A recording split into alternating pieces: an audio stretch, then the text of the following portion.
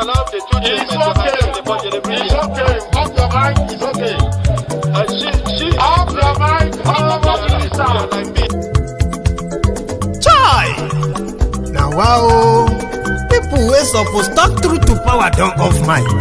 And if we talk, now 500,000 they go summer us, call them hate speech. But fear not, Maiyegun don't come. Him go torchlight every corner, nooks and cranny of all these bad people where they spoil our country.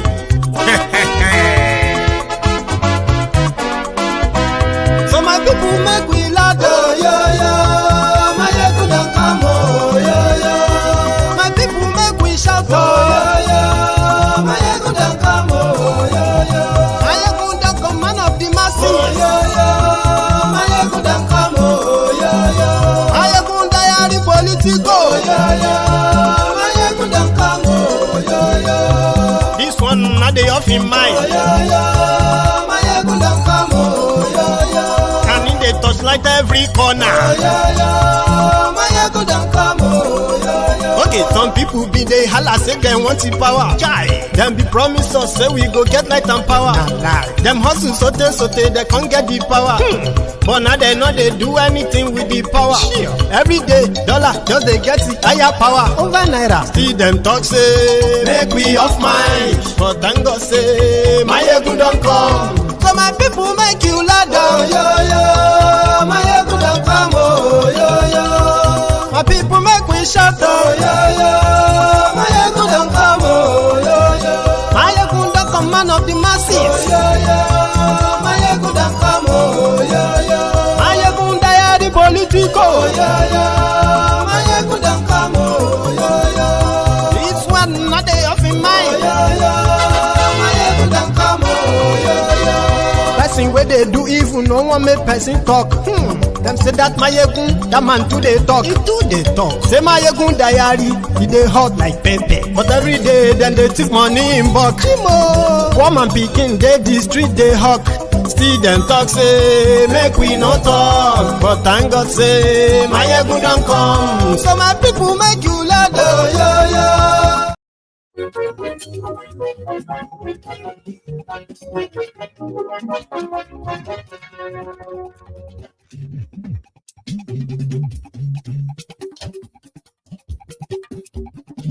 Maiyegun làwa mọ̀, làmọ̀ tó dodo.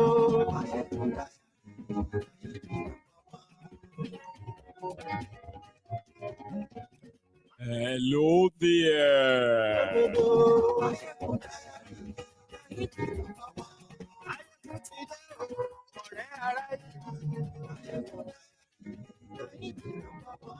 Lórí Facebook, lórí YouTube.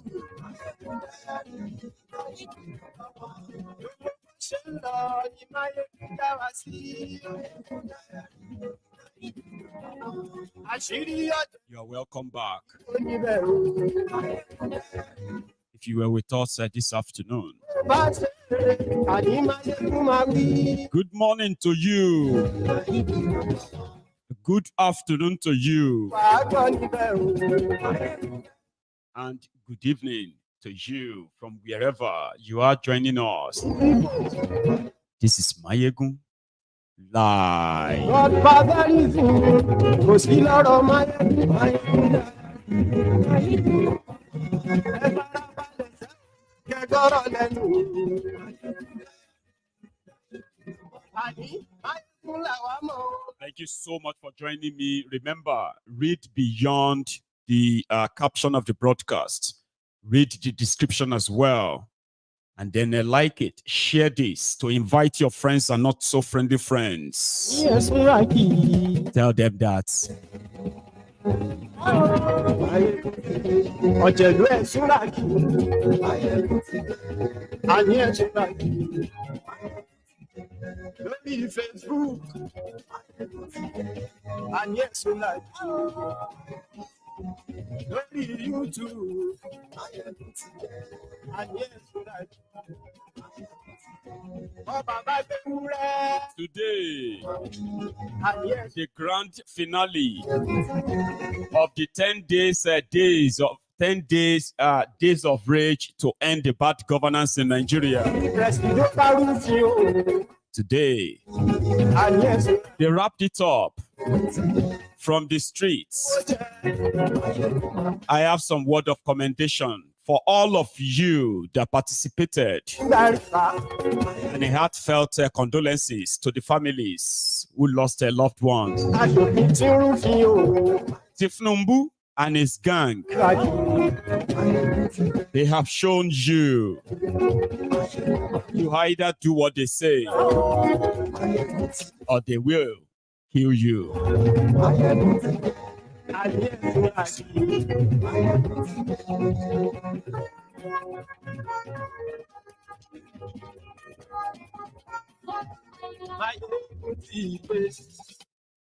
Motide. So good morning to you once again. Good afternoon to you, and good evening to you as you tune in to join us this moment. Thank you. 10 days of rage, 10 days of brutal violence against people who peacefully demanded, pleaded that Tifnumbu's government should reconsider that even those who are supporting you, none of them is spared from the consequences of ill-thought policy, reverse the policy. Well, they did all they could to criminalize it. People were shot at and killed. Many were arrested, of course, in the last 10 days. So the word of encouragement I have for those of you who participated is that you have a thread where giants, you will say, dare not walk. That's what you have done. It was a consensus that the criminal policies of Tifnumbu that is enriching your politicians, impoverishing the majority of the populace, that no one is really spared, even if you claim to be comfortable. Everyone is worried. All these demands, all these requests, they are not for those who wanted them. They are actually for those, even for those who are ignorantly, right? Either keeping quiet or helping them to spread the fear, you know, that this does not really concern them. Unfortunately, people have been killed by Tifnumbu's gang. And Tifnumbu and his gang, they have blood on their hands, should never go unpunished. But do Nigerians have that enough numerical consensus to make them pay? Where the present thing will be like, no. So tonight, I have, I've brought to you what happened across Nigeria today again. But just because we are talking about that contraption, I would rather because there are so many things that came to light in the last 10 days. It's called the highlights of what happened in the last 10 days. So we're going to get to that part. But for now, the genesis of all of this, the reason why you have to, if you didn't believe that before, now you have to believe it. That Nigeria was not put together for you, for me, or for any of us than those who are holding forth for their imperialist lord masters. But the only way they have managed to successfully do this, at least for 25 years, that you will continue to be ruled by criminals, They will continue to make you believe that you are having a democracy or an elections when you have no real choice to choosing your own leaders, right? The genesis, late Senator Adeyeye. Just a bit of a flashback. The problem of Nigeria. Of our republic. It says unity and faith, peace and progress.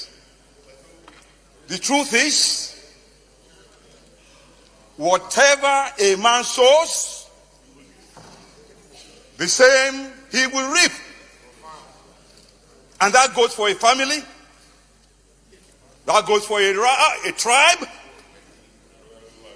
that goes for a nation, and that goes for a multinational republic such as Nigeria. When a nation or republic cannot keep faith with justice and with the truth, it will never achieve unity, it will never achieve peace, and it will never achieve progress. Mr. President, sir, one of us quoted from this constitution and went ahead to make prescription for how to move forward. I dare to tell this nation today that this is the problem. This constitution can never give us progress. This constitution can never give us peace. This constitution can never give us unity. And unfortunately, most of us in this National Assembly, we don't have the spine to face what we need to give this republic to have peace and progress. What do I mean? This constitution has 68 items. 68 on the exclusive list. This constitution has only 12 on the concurrent list. And those 12 are written so nebulously, so fraudulently, that you know that the intention is to even undermine those concurrent lists. That is why those who want unity and peace in Nigeria must first remember that the name of our republic is not just Nigeria. The formal name of this republic is Federal Republic of Nigeria. Unfortunately, we don't run a federalist system in Nigeria. Otherwise, what is so unique about all those things that are in the exclusive list? We used to have a parliamentary system. And then we wanted unity, we wanted peace, we wanted progress, and we therefore said we are going to go with a presidential system. Honestly, there are many presidential systems in the world that have peace and progress. I can't quarrel with that. But we must put in place the same safeguards that presidential system across the world put in place, so that you can have what it needs to run the society. In this chamber, we try to federalize the police system. In this chamber, we failed. We failed because we didn't summon the courage, the wisdom, the tenacity of purpose, and the vision, and the understanding of what is making nations across the world to work. A man from Otukpo was the DPO in my local government when I was chairman. The man did not speak Igbomina. in an Igbo local government. The man did not speak Yoruba in a Yoruba local government. Every crime is local. And the solution to every crime is local. The earlier that senators in Nigeria summoned the courage to say, we should not continue to deceive ourselves. I know that police is costly. If we are going to allow some states to have police according to their own wishes, therefore, we must revisit the revenue formula, such as more money go to states. States are where the people live. States are where the problems occur. States are where local ingenuity can be brought to solve local problems. We have only 2 months left. I don't believe it is too late. Tomorrow, let our Constitution Review Committee bring only one item. And let us fast track everything that we must have state police. As continue you say no, you will continue to have your problems. I'm already, I'm sorry for those of you who are in your 50s and 60s. Those of us in our 70s and all the rest, now you go say face the problem. But honestly, I want to be part of the solution.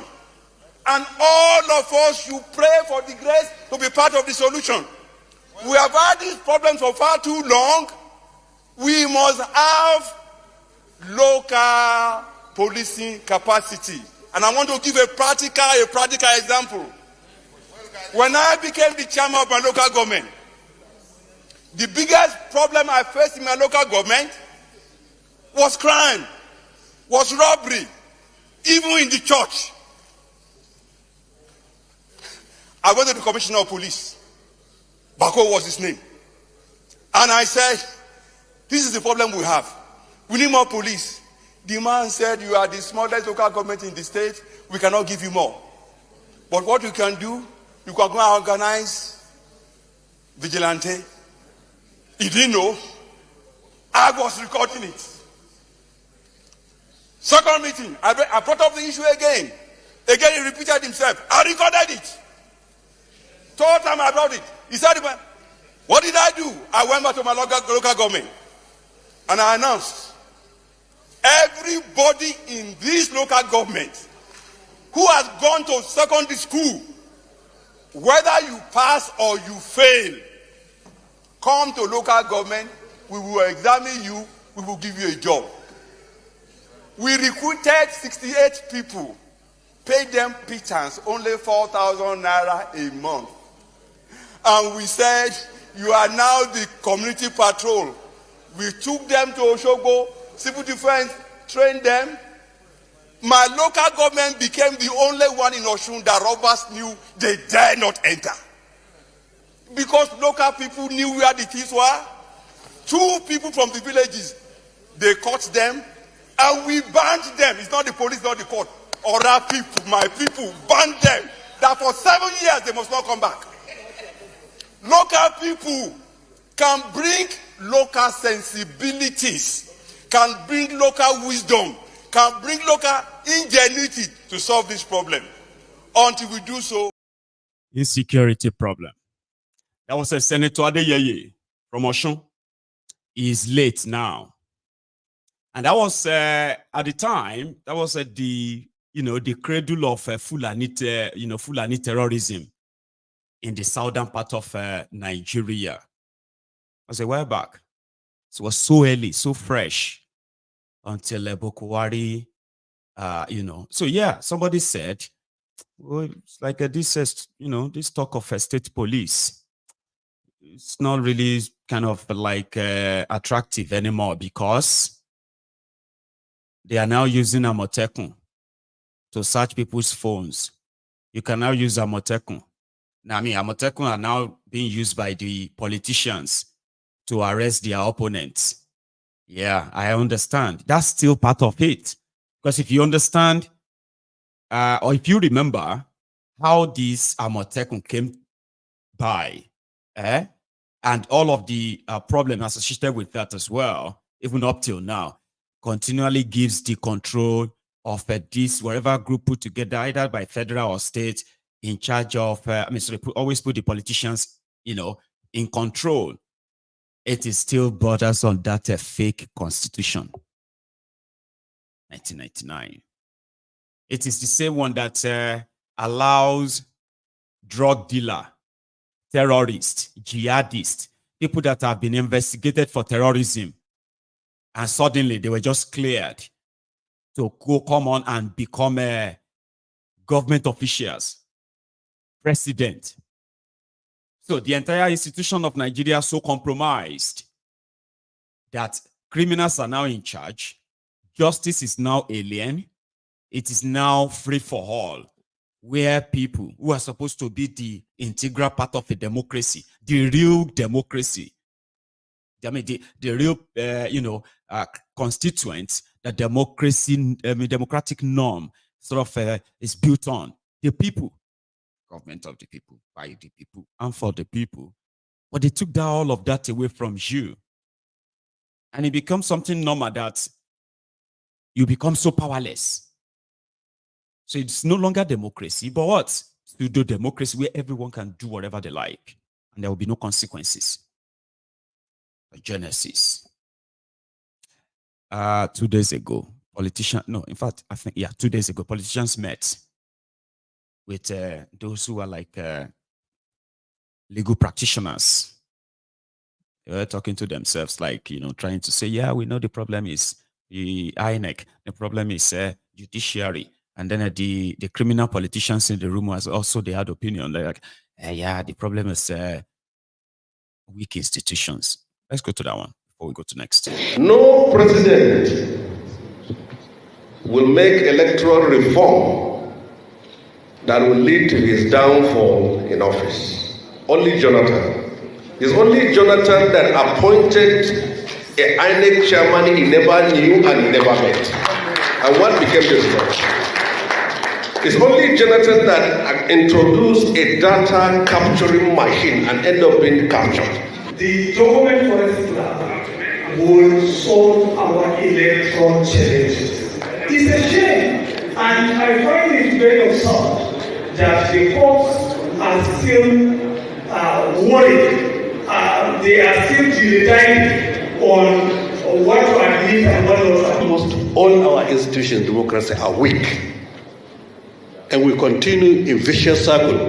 Even if the judiciary is reformed,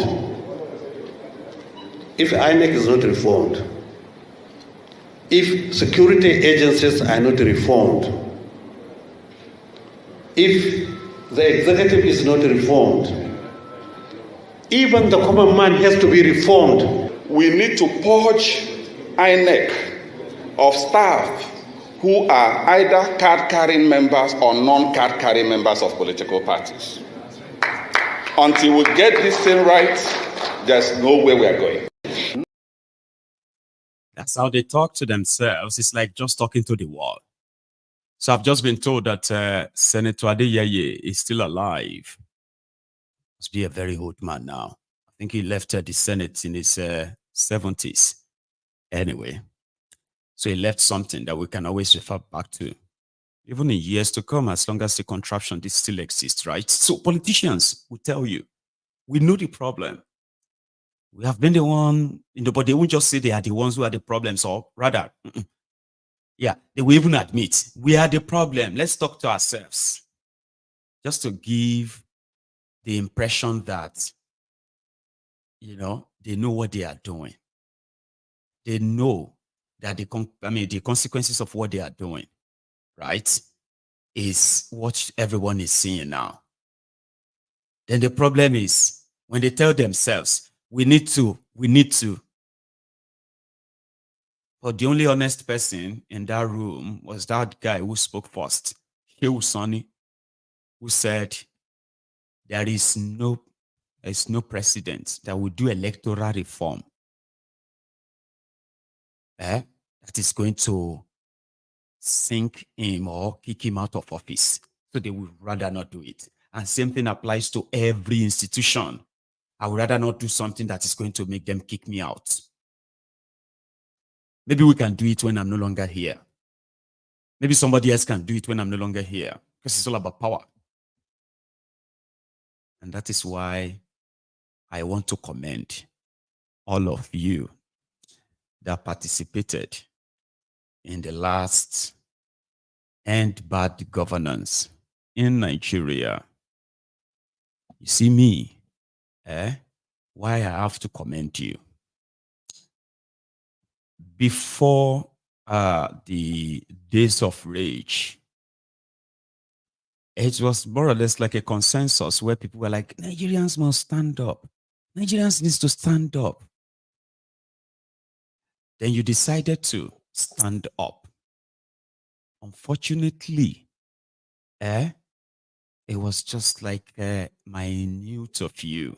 There was already the vision. I mean, I don't have to repeat all of the factors that contributed to so many ways, right? But a lot of you still stood up and you went out there. And that is all that was needed. One person to bring one person, to bring one person, and another person bring one person, you bring one person, and everyone is standing, holding hands peacefully, demanding from these criminals. All those demands are legit. You see, if Tifnumbu decided to start selling petroleum at 200 naira and bring your subsidy back, I'm saying, that is going to affect everyone, including those they give money to. And you see, the reason why I have to commend you is this. A lot of people agree that you have to stand up. Nigerians must stand up. Then you stood up. And others felt like, no, the way you did it is not how to do it. You have to do it this way. You have to do it that way. But nonetheless, the first 5 days actually shook the system. We saw it. We have the record of all of that. The fear couldn't hold you. Their bullets couldn't hold you. Especially the people from northern Nigeria. You stood your ground, you made the statement, and your oppressors, they are not powerful than you. I mean, you can see that the level of panic and fear that you put in those who have all of the weapons in the world. In those first 1 week, 7 days, non-stop, shows to you that if everyone actually stood up, you will get what you want. Just like that. So you did very, very well, including those of you who stood from day one to this day. You deserve your own flowers. It is not your fault or problem anymore that the economic hardship in Nigeria that they said they should endure continues. Is no longer yours. I understand the fact that those who felt like you will never be able to do it, those who expected you never to achieve anything as well, well, they feel like vindicated, of course. But majority of them couldn't do what you did. Majority of them. I'm talking about people who are like there, like it is, like a video game. Go this way, just press this button. Oh, they should go this way or to go that way, and the rest of that. Majority of them couldn't face what you faced. And you could probably have really changed the lives of everyone if they joined you. So now, you should have your flower. Because it is not over. You see those ones that expected you or tribalize your, your struggle. those ones who criminalized your struggle, those who underplay or downplay your sufferings and hardship, those who called you enemies of Nigeria for the sake of these criminals, they will just have to live and continue to live in their fear. So you've done yours, and I wish you well. Here today, to those who actually, they stood to the last day in Kano, in Adamawa, in Lagos, Alausa, in Akure, Ondo, Ibadan, Oyo. I mean, Abuja as well. Everyone that kind of stood to this last minute, you could have disarmed those murderers, uniformed terrorists they sent after you. They are suffering too. See the irony? So they are not laughing at you. They are laughing at themselves. So today was your grand finale. You came, you saw, and you conquered. That's what you did. You conquered your fear. Those of you there were like those who have already you've conquered your fear. So others just have to be like you. For them to realize that conquering your fear takes away their power over you. So they would all have to go back and keep complaining about the hardship now. This country, Tinubu, do something now. Ashiwa, you do something now. You didn't stay behind your phones. You didn't stay behind the comment section and begin to kind of direct how it should be. You went out there. So I'm talking to you directly if you're watching my video. Just so you know that there are some of us who quite appreciate your courage.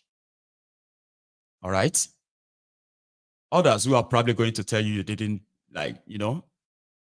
these are people who won't even step outside. But they are part of those who are suffering from the consequences of all of this. So I'm speaking directly to you. And to the families of the people that lost their loved ones, I would have wished that justice would prevail and your people will not die in vain. But I will be lying. And I'm not saying they die in vain. We'll be proud of them. It's unfortunate. Children. Over 50 children killed by these murderous rogues. Amnesty International said in the first 6 days, they confirmed that Tinubu's murderous regime killed 23 children. But it's pretty much like nothing. That's not even enough to enrage the already economically beaten people. It's unfortunate, isn't it? So I'll always give you your flower. And to every one of you, you can always walk and raise your head higher. You did what so many wanted to be done. But they do not have the enough courage to be part of it. That is my own verdict. So let's go to Nigeria, to where people actually came out for their last day, and then says, the struggle continues. كل شيء قدير إلهنا إن الأعداء يقعون في تلفي ويزعمون بأننا لست بالناس قد صدوا بابك بإبطال ما صنعوا قد صدوا بابك بإبطال ما صنعوا قد صدوا بابك بإبطال ما صنعوا وأنت يا رب كافي الكائف الغازي وكفى الله المؤمنين القتال كان الله قويا عزيزا اللهم إلى الماء يفعل اللهم إلى الماء يفعل ورده على Asabar 10 ga watan 8 mutane sun fito suna alkunutu yayin da shugabanni suke musu mulkin zalunci sun nemi a gyara musu ba a gyara ba wannan shine ummul aba'isun fitowar wannan police da kuma sauran jami'an hukumar civil defense da DSS da road safety duka ba su samu matsala da su ba excellence da sojoji Adama State wa ke su mun gode ma gwamna yan shi nan duka an kama an kulle da suna nan ne za a samu matsala sannan za mu so mai commending your excellence this officer deserve an award I want to commend the police. Videos ne kada aka saka a page na Nigerian police force. Suna raba mana ruwa. To amma kai ka san kuma rawa ne ba mu goye gaskiya. In kai daidai za mu fara kai daidai. In ba kai daidai kuma za mu fara kai daidai. Your Excellency, akwai one of our fellow comrades mai suna comrade Shu'aibu Ahmed Justice. Ya yi sharing posting wanda the posting has been going viral in modern Nigeria. Ana inviting mutane su fito su tsaya kan kwalta su taru su tafi wurare. Bari baka misali nashi ya ce kwamarawa da yan adamawa a fito a taru a wasu a kan hanya a tafi gidan Lamido a gaishe shi a bashi sabo, a tafi House of Assembly a gaishe da members of Assembly a ba su sabo, a zo nan wurin mai girma gwamna a bashi sabo. Posting din da ya yi sharing on the 26th of August 2024. Da yake mobilizing mutane a fito a peaceful protesters a Yola South. Wasu stakeholders suka gaya suka ce bai kamata ya yi ba, though with respect to wala kira suna ba. Okay, 26 July, sorry. Suka kira shi kare ya yi domin zubara for respect bara mu kira suna mutum ba nan jihar shi ne yana kusa da shugaban kasa kada ya yi zai ba shi kunya. Su shi kira guragu da sauran mutane a fita a yi zanga-zanga. Ya ce shi yana da yanci ɗan jam'iyyarsu, amma duk da lokacin zaɓe ya ce shi a idansa da tunaninsa da conviction na da zai zaɓi masu ba, ya zaɓi su excellence. Aka sake tunanin shi ya zo ya zaɓi Lagos, ya ce a Lagos ya yi nisa, daga Yola zai taka zuwa Jada, ya zaɓi Jada a shugaban ƙasa ko ban kima mai yau. Daga lokacin suka fara frustrating nashi. Colleagues, members of the security forces, gentlemen of the press, I want to start on behalf of His Excellency, the Executive Governor of Adamawa State, Right Honorable Ahmadu Umaru Fintiri, who has authorized that I should be here to receive you.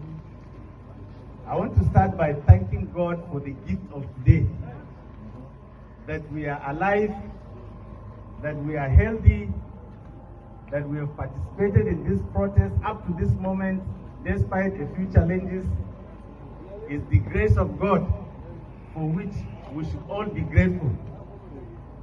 I want to thank our youth most sincerely for being sensitive to the needs of the masses of this country.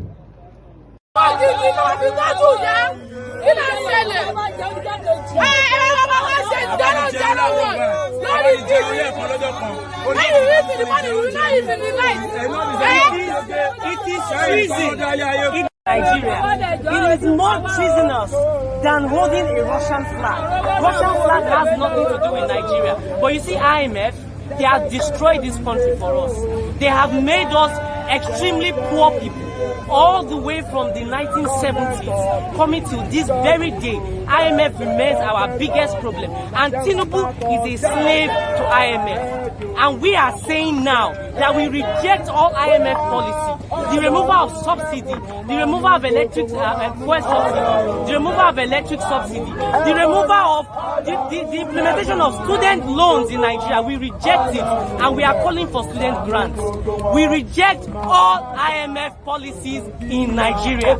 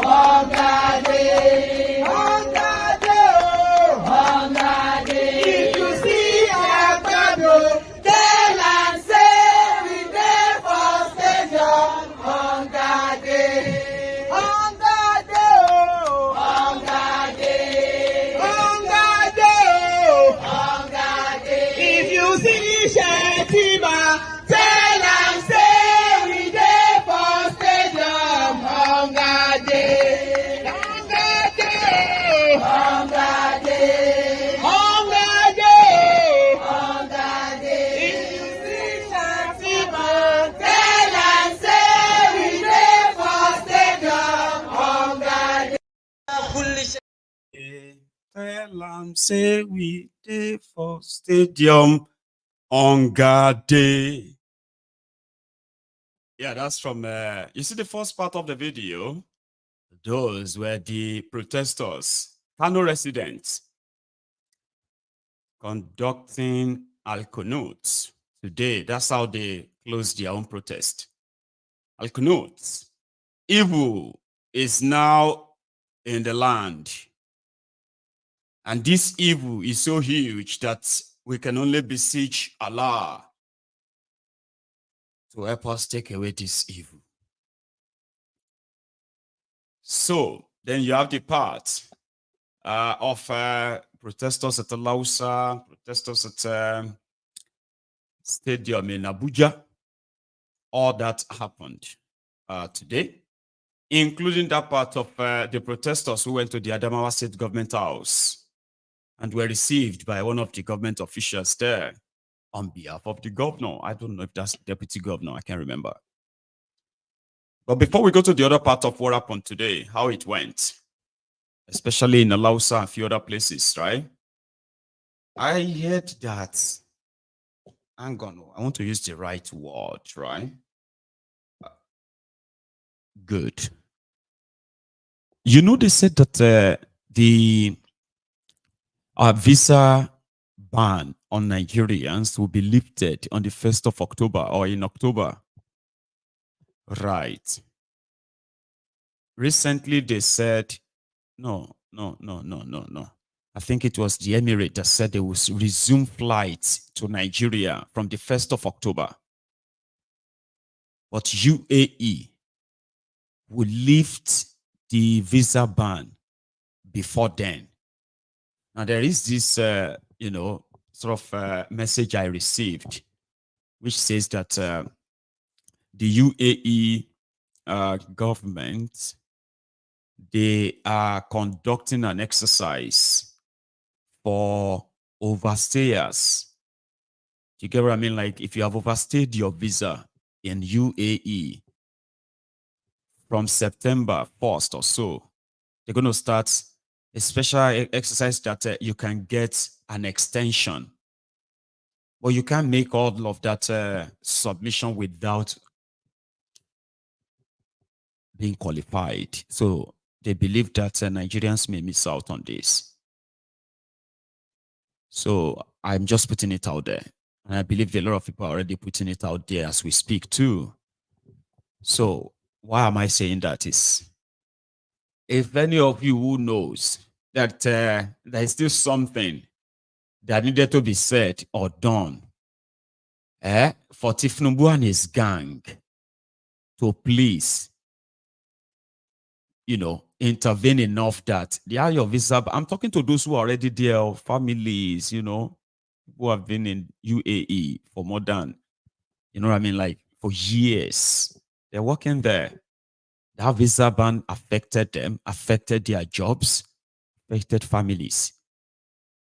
So they are there and they shouldn't be watching other nationals in UAE benefit from something that makes them legal.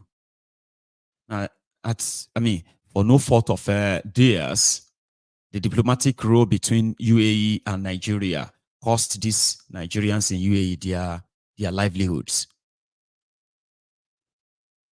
So majority couldn't really go back and say they want to renew their work visas or anything because they've already been banned. So I'm just putting it out there that this is something good because a lot of Nigerians in UAE right now officially have overstayed their visas. They can't go on and even apply for any extension because one, they are banned from doing so. Anyway, let's go back to Nigeria quickly.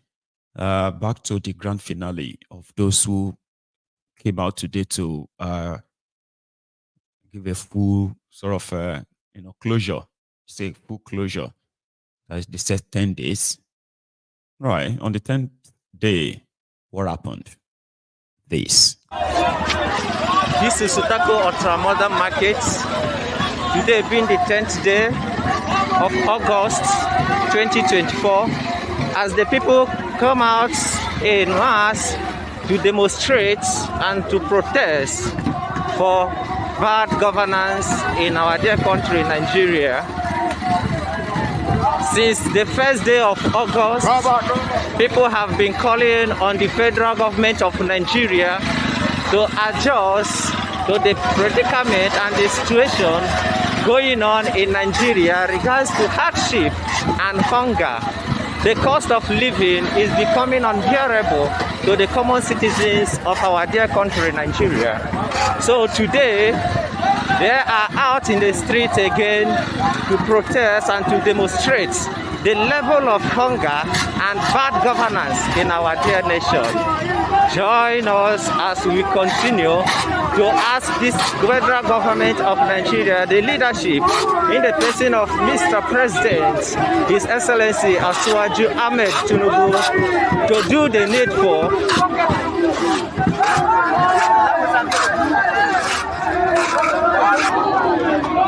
They are currently going on in front of the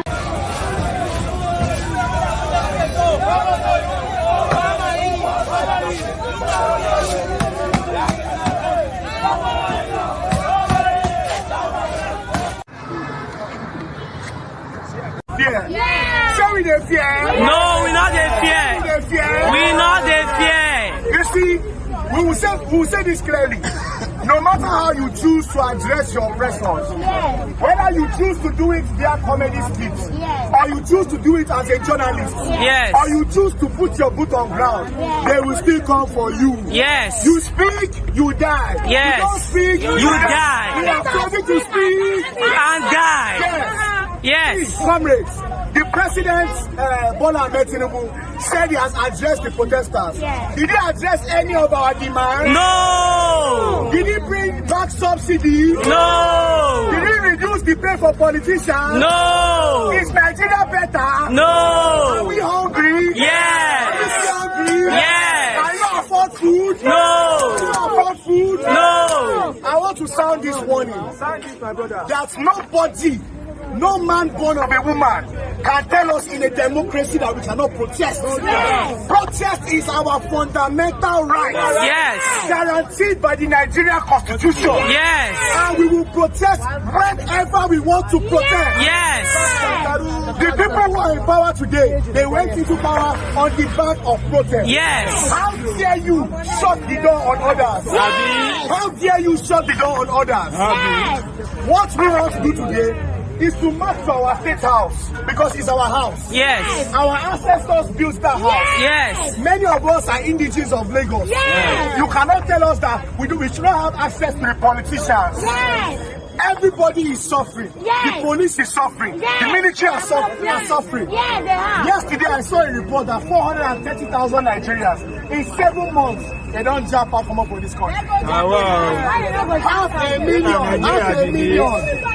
Do you know something? Jackpot is another form of protest. So when you see your so when you see your citizen leaving your country, it's a vote of no confidence on our leaders. Do you have confidence in Tinubu? No. Do you have confidence in Tinubu? No. How we are saying, we are very peaceful. And we also mourn the over 40 people that have died across the country. They were not violent. All they were demanding for is a better life. And they were brutally murdered. And we will sound this warning that one day a day of judgment is coming. A day of judgment People's is coming. judgment, We will never forget anybody who has died for liberation in this country. We will never forget anybody who has died. And one day, their day of judgment is coming. Comrades, please, let us not be intimidated. Let us stand our ground. That's why we are here. This is the beginning of this protest. This is not the final day. We have just started. As long as bad governance continues in Nigeria, we will continue to protest. Are you going to get tired? No. Are you going to get tired? No. So as you go back home, you talk to your neighbor. Talk to people around you and tell them that this is the only way. There's no other way. If you get on social media, you dey do cho. Government no send you. Yes. Until you put your boots on ground. Yes. They do social media. They even get their own boys when they put on social media. Yes. When you talk one, they talk five. So this is the only thing. In all of my life living in Lagos, I've never seen police assemble like this before. At all. I've never seen police, but just for peaceful protesters. Yes. Just for peaceful protesters. Yes. So, comment, one house. We are not tired. What are we saying? We are not tired. What are we saying? We are not tired. What are we saying? We are not tired. As the protest ended. No. As the protest ended. No. Will you come out again and again and again? Yes.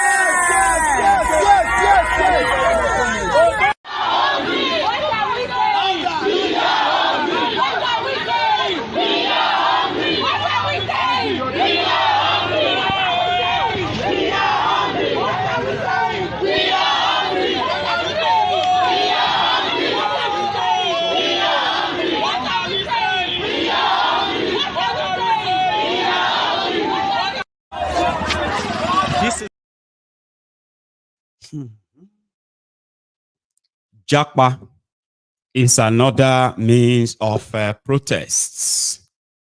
Word or marble. Japa means the Nigerians that have a vote have a vote of no confidence in Nigeria. That's so true. It's so true. Everyone is crying now.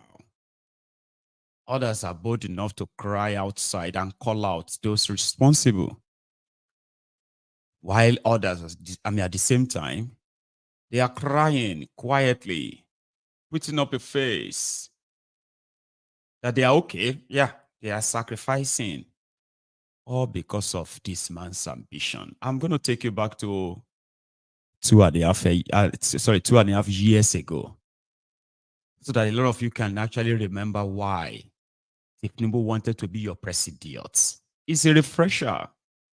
Èmi ló kàn. Eléyìí tó jókòó lẹ́yìn mi dàpọ̀. Ó tún délẹ̀ nísìnyí o.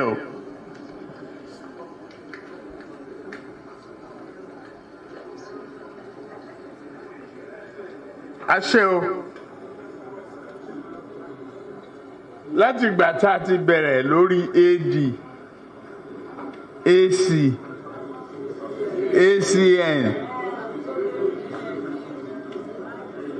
agbedori APC, oògùn ẹ̀fọ́rí.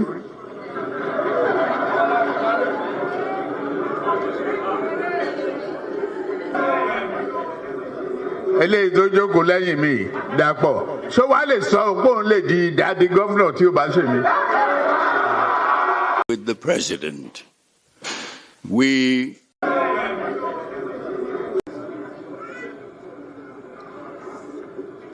ó tún délẹ̀ nísìnyí o.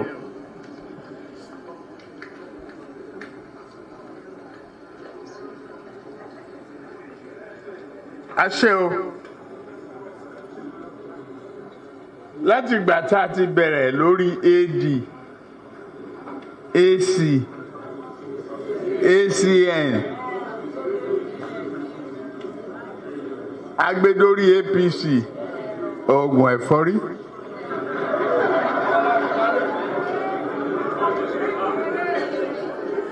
Àbí bẹ́ẹ̀ kọ́?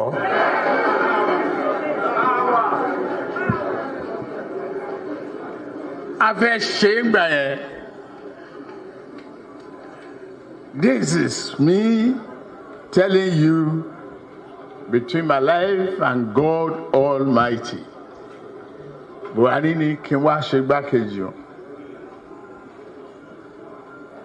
Onítorí àkọ́kọ́ tó ń jáde, ó ń gbé fún Ọ̀kadìgbò, flamboyant, fàájì loving, Catholic, pé wọn ò dìbò fóun. Ẹ̀ǹkejì,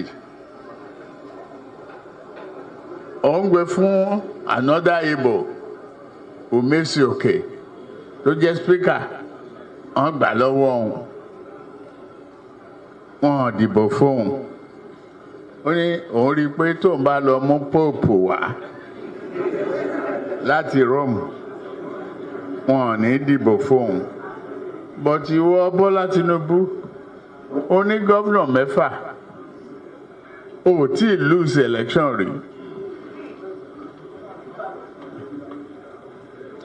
gbogbo nǹkan tàdé ń wò ní statistics ńgbà yẹn ó fífọ̀ wá oníkàkú dìjọ rọrùn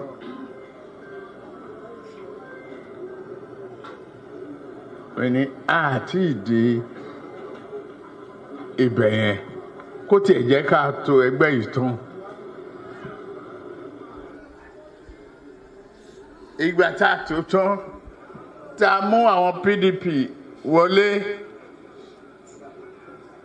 Sàràkí rí pé àwọn PDP ò ní rí nǹkan kan tèmi bá tí Buhari bá jẹ́ president èmi náà Muslim tí n bá jẹ́ vice president òun ò lè rí senate president ò tún lè jẹ́ Muslim.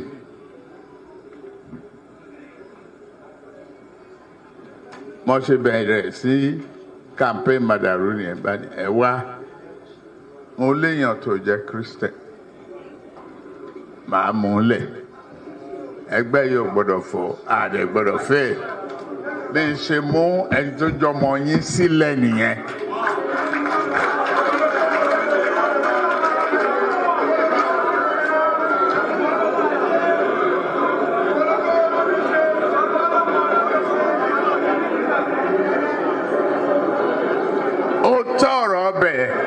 Lẹ́gbọ́n yẹn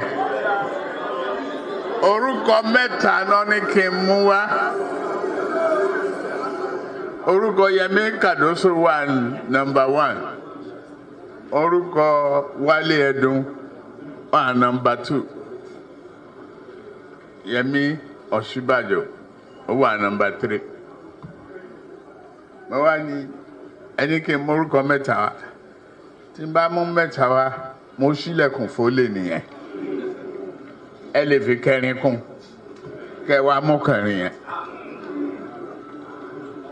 ẹyọ kan ni máa fún yín ẹyọ kan torí èmi ni fẹ́ sọ̀rẹ́ńdà ráìtì mi fún yín.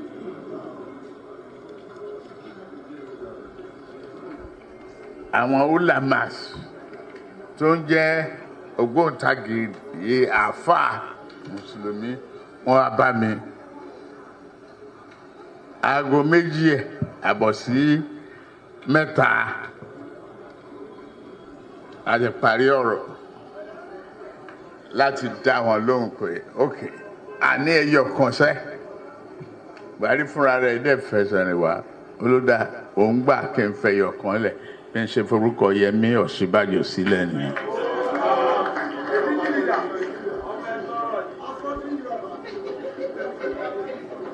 Ó tọrọ ọbẹ̀ nìyẹn ẹ tí gbọ́ lẹ́nu mi rí láti ibì kankan ibi ní ti kọ́ máa sọ yẹn ìpè kó má dàrú kó má bàjẹ́ orílẹ̀-èdè Yorùbá káàtì ẹ̀ lè débẹ̀ ká gòkè díẹ̀ ìjọ ta ti ń bàbọ̀. Torí bẹ́ẹ̀ ń ṣe nísìnyí aṣọ dára wà mo kàn ní ó tásìkò ọ̀rọ̀ ojú orí kọ́ tó bá jẹ́ tìwé ni mo kàwé o.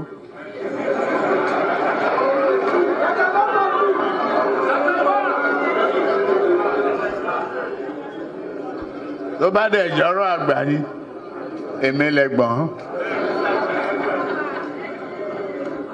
wọn dẹ̀ bí méjì tí wọ́n máa ní ìkan ṣáájú gbẹ̀gbọ́n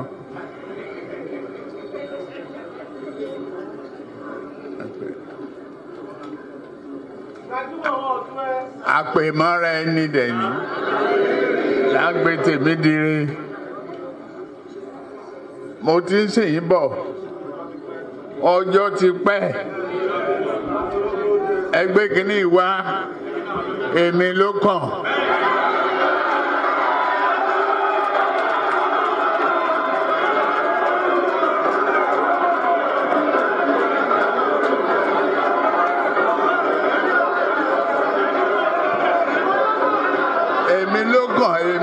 èmi ló kàn.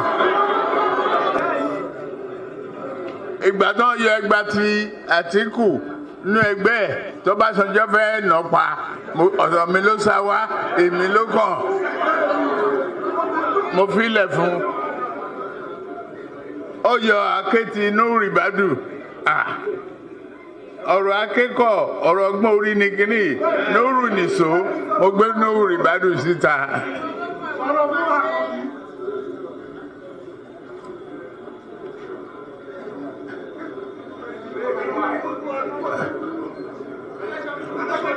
ọdún ó ti lé lọ́dún mẹ́ẹ̀ẹ́dọ́gbọ̀n sí tí mo ti ń sìn wọ́n bọ̀.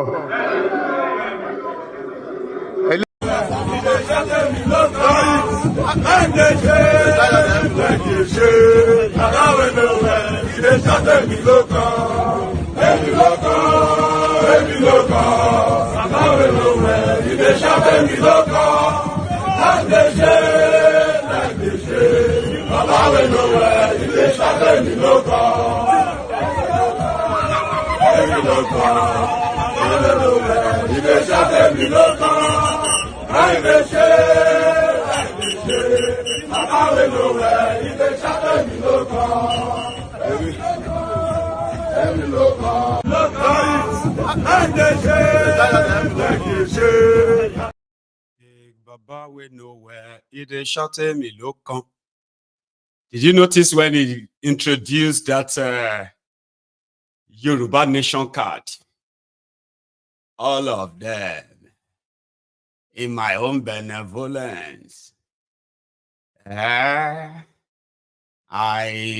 nominated your son to be vice president. I was the one that if Bukwari want to use as taste. It wasn't about policy. It was not about anything. It was just about, it's my turn. I want you to listen to the other part. This is just like a flashback that led Nigeria to where you are today. Just, you know. eléyìí tó jókòó lẹ́yìn mi Dàpọ̀ ṣó wàá lè sọ pé òun lè di ìdádì gọ́fúnà tí ó bá ṣe mí.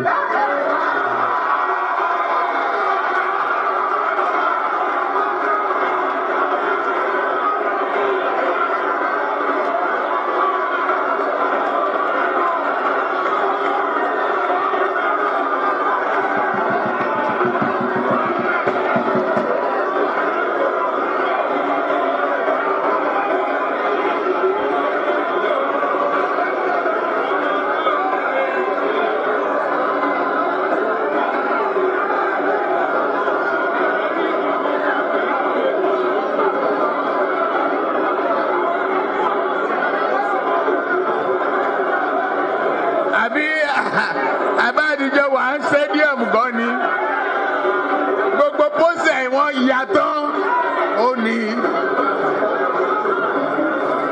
àṣẹ ẹgbẹ́ gan wọn ò fẹ́ gbé fún ẹ lọ wo fídíò ẹ̀ mi tí mo gbé lẹ́yìn.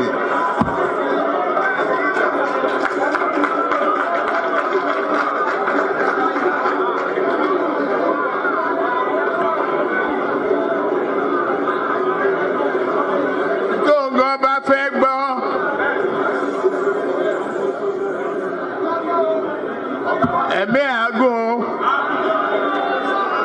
tó bá fẹ́ bọ́ Ọlọ́run nípò ẹ̀ á mọ̀ pé òun ò lè di gọ́fìnà láì ṣe iṣẹ́ Ọlọ́run àtẹ̀mí.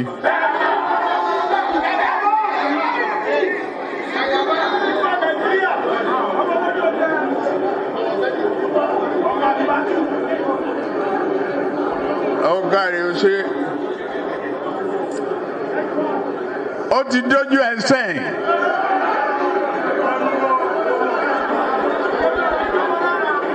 kò ní ìdí ká kọrin Ògúndé Yorùbá sọ̀rọ̀ ẹ̀wẹ̀ di bọ́ọ̀lù fàyàráyé gbá ó gbá wọn sísàlẹ̀ ó gbá wọn sódò. Ọ̀rọ̀ orin kọ́, ọ̀rọ̀ ẹ̀tọ́ ni.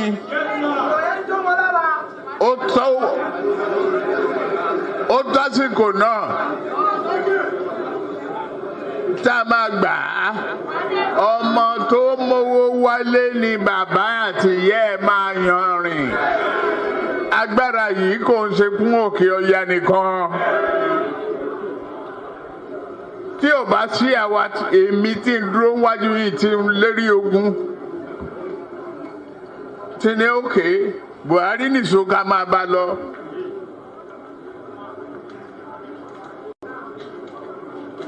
Kò lè di president. Ó ṣe kìíní olùlẹ̀. Ó ṣe kejì olùlẹ̀. Ó ṣe kẹta olùlẹ̀. Ó tiẹ̀ sunkún lórí tẹlifíṣàn pé láyé òun ò tún rán mọ́. Mo dẹ̀ lọ bá Kaduna wà rán ọ̀rọ̀ ẹkún kọ́ lélẹ̀. Àdúró tiẹ̀ wà á dẹ̀ wọlé. Nǹkan kan ní pé o ò ní fọ̀rọ̀ orílẹ̀-èdè Yorùbá ṣeré. Ó dẹ̀ gbà. Àtijọ́ tó yẹ ti débẹ̀, mi ò gba mínísítà, mi ò gba contract, mi ì tọrọ ọbẹ̀, mi ì tọrọ gàrí, mi ì tọrọ fúra lọ́wọ́ ẹ̀, mi ì dẹ̀ yàwó ń bẹ̀. Ó wá ní lọ́tẹ̀ yìí o, Yorùbá ló kàn.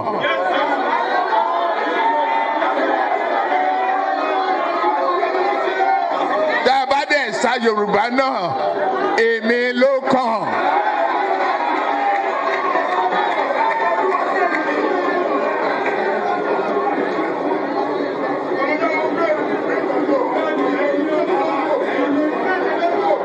Èmi ọmọ Tèmídire, àpèmọ́ra ẹni dẹ̀ ní.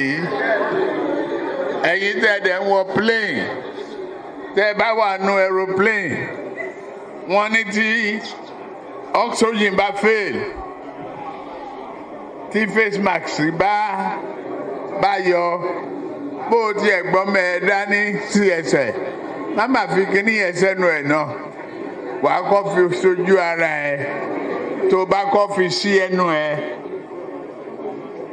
tó bá change, tó bá protect rẹ̀ ní kó tó protect ọmọ tó gbé dání. Àbí bẹ́ẹ̀ kọ́, eléyìí tí mo protect àwọn ọmọ tí mo gbé dání tó, èmi náà fẹ́ ṣe present.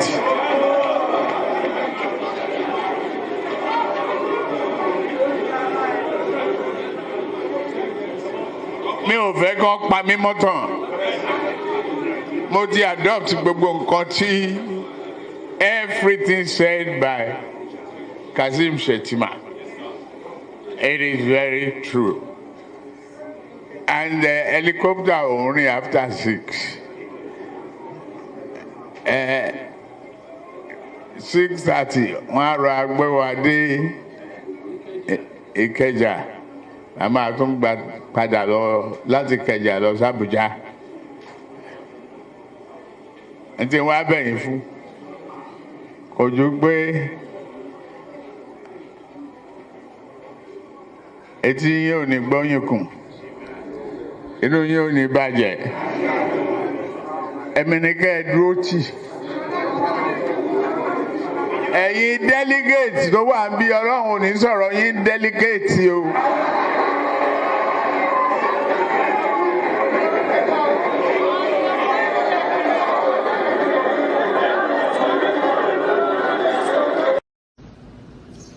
Let's be poor.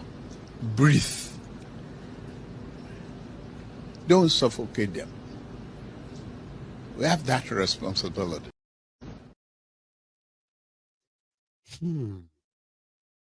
I bet that brings back so much memories to some of you now. That was the beginning. Èmi ló kàn. Yorùbá ló kàn. If you are against Tinubu, you are against Yoruba. If you don't support Tinubu, you are Omo Ale. Tifnumbu has made a lot of people, a lot of governors, including presidents. He has sacrificed so much for people. It is now his turn. And that is why all of you who were wondering, why all this tribalism? How come this tribalism can't go to like physical violence? That was the beginning. They said he's been preparing to be your president for 30 years. He has now been your president for 14 months. Now you know better. Abi bro.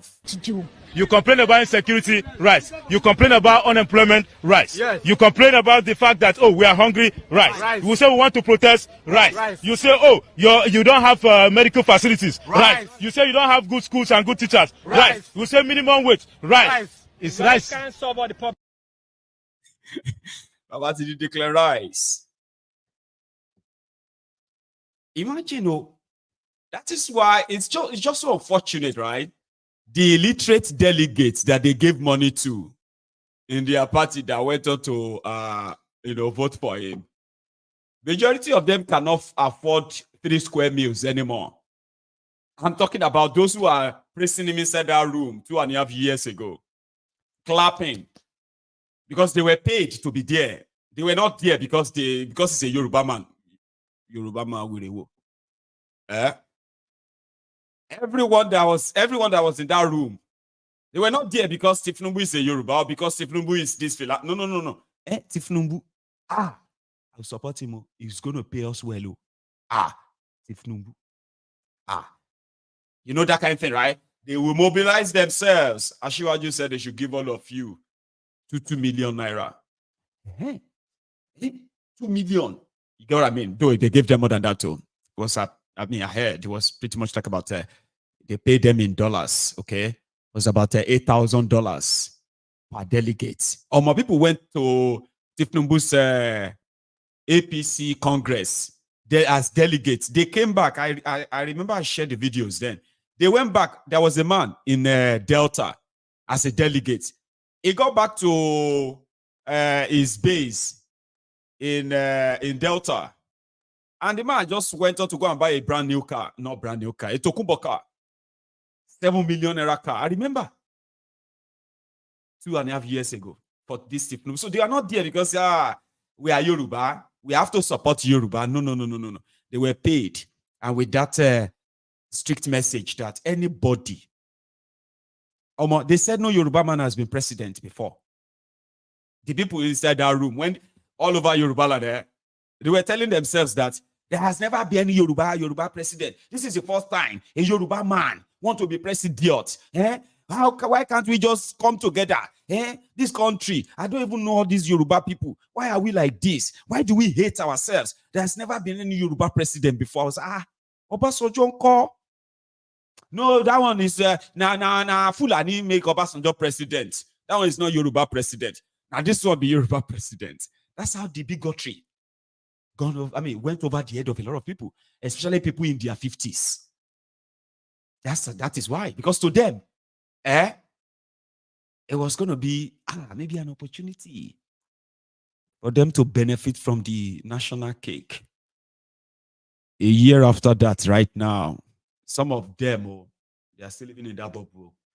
So right now, they just want you to if you could survive Bokwari, then you must try to survive Tifnumbu. Even just yesterday, the Anyanku guys who went to see him to tell him that he should possibly try to support a new national national constitutional conference. The old man went to see Tifnumbu yesterday. I played the video earlier. Then when they spoke to the media why they went to see Tifnumbu, I got this one. With the president, we, the patriots, and I believe you know what the patriots are. The patriots are a non-partisan group of eminent Nigerians, some call us leaders of thought, who are committed to the unity of our country and good governance of our country under a legitimate people's democratic constitution. So we came to convey this view that Nigeria needs a people's democratic constitution. Nigeria, we affirmed to Mr. President, is a pluralistic country with the president. Pluralistic country. The old man we suppose dey in house, they rest and enjoy his retirement as the former Secretary General of the Commonwealth. But he's still parading himself with other old and worn out, people that the system, the establishment continue to pop up, and they call them elder statesmen. Men of yesterday. Those ones who did everything they could to see that there was a working Nigeria. Now they are almost like at the passing out gates when everything is already gone, hoping that they could still kind of go around and continue to make people feel like Nigeria can still work. It can't, Baba. You would need to probably just enjoy your retirement. Here is a chaplain, police chaplain, right, in Zamfara. Police chaplain means the police pastor, like the pastor for the police barracks. Like, when you go to, I don't even know how to explain that. No, chaplain. When they say police chaplain. He was kidnapped about 2 days ago. This morning, in the in one video they released, where they are now giving him an ultimatum. They will kill him. And guess who were those? Fulani terrorists. Listen. Good morning, Nigerians. My name is Isa Andrew. I work with I'm a civil staff with the First Education Department. I also serve as chaplain. So I'm also the director of Feminism and Interfaith Association of Nigeria. With me here is my daughter, Grace. On the 14th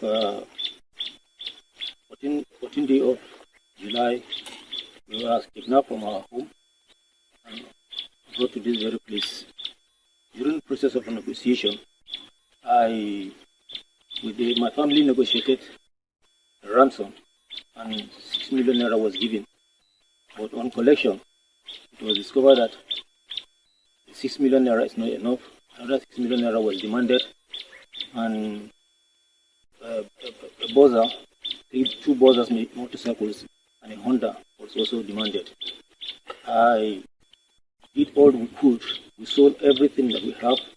We sold our properties, sold our car, sold our items. We took loans. My brother took loans. My wife took loans. Men of goodwill also assisted us. All pay that 6 million naira that was charged. As it is now, fellow Nigerians, I want to beg of you. I want to beg on our First Lady, the Mother of the Nation. Please come to our aid. She is the Esther of our time. Please come to our aid.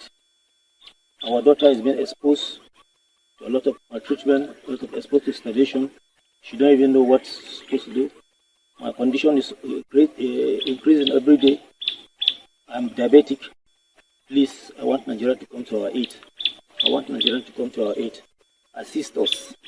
What is needed now is 6 million naira and 2 buzzers, motorcycles, and Honda motorcycle. Please come to our aid. Assist us. They have given us from now to Thursday next week. Otherwise, we are going to be executed. My wife is going to be, my daughter is going to be sent on marriage. She's just 13 years, SS1. Please help us, help us, help us. I need your help. Help us in this very journey. And the Lord will bless you. Thank you.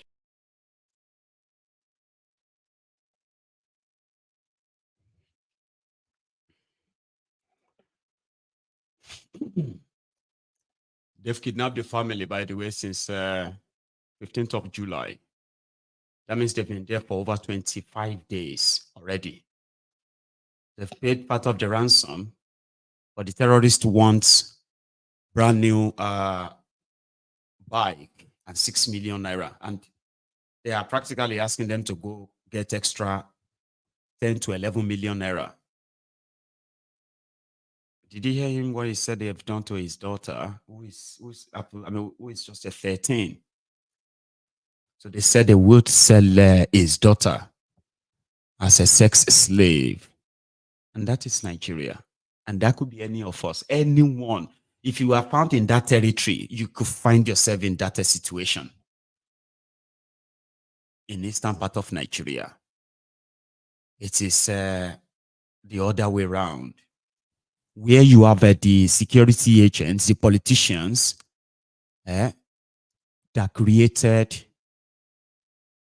the terror atmosphere in eastern part of Nigeria, and also to try to make you believe that it is being done by someone else. You listen to this guy who has a message for the Nigerian government, again, trying to explain what it takes to live under the police states of eastern Nigeria. Please. I just got back to the east for the first time in a while, and guys, I'm super scared of traveling from one eastern state to another eastern state. I wish the reason we are unknown gunmen, or the reason was more like kidnappers. I really wish these are the reasons, but the reason is something that pained me the most. I'm scared of traveling because of police.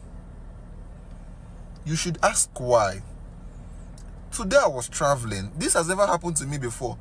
Even SARS, when they meet someone that is coordinated, they respect themselves.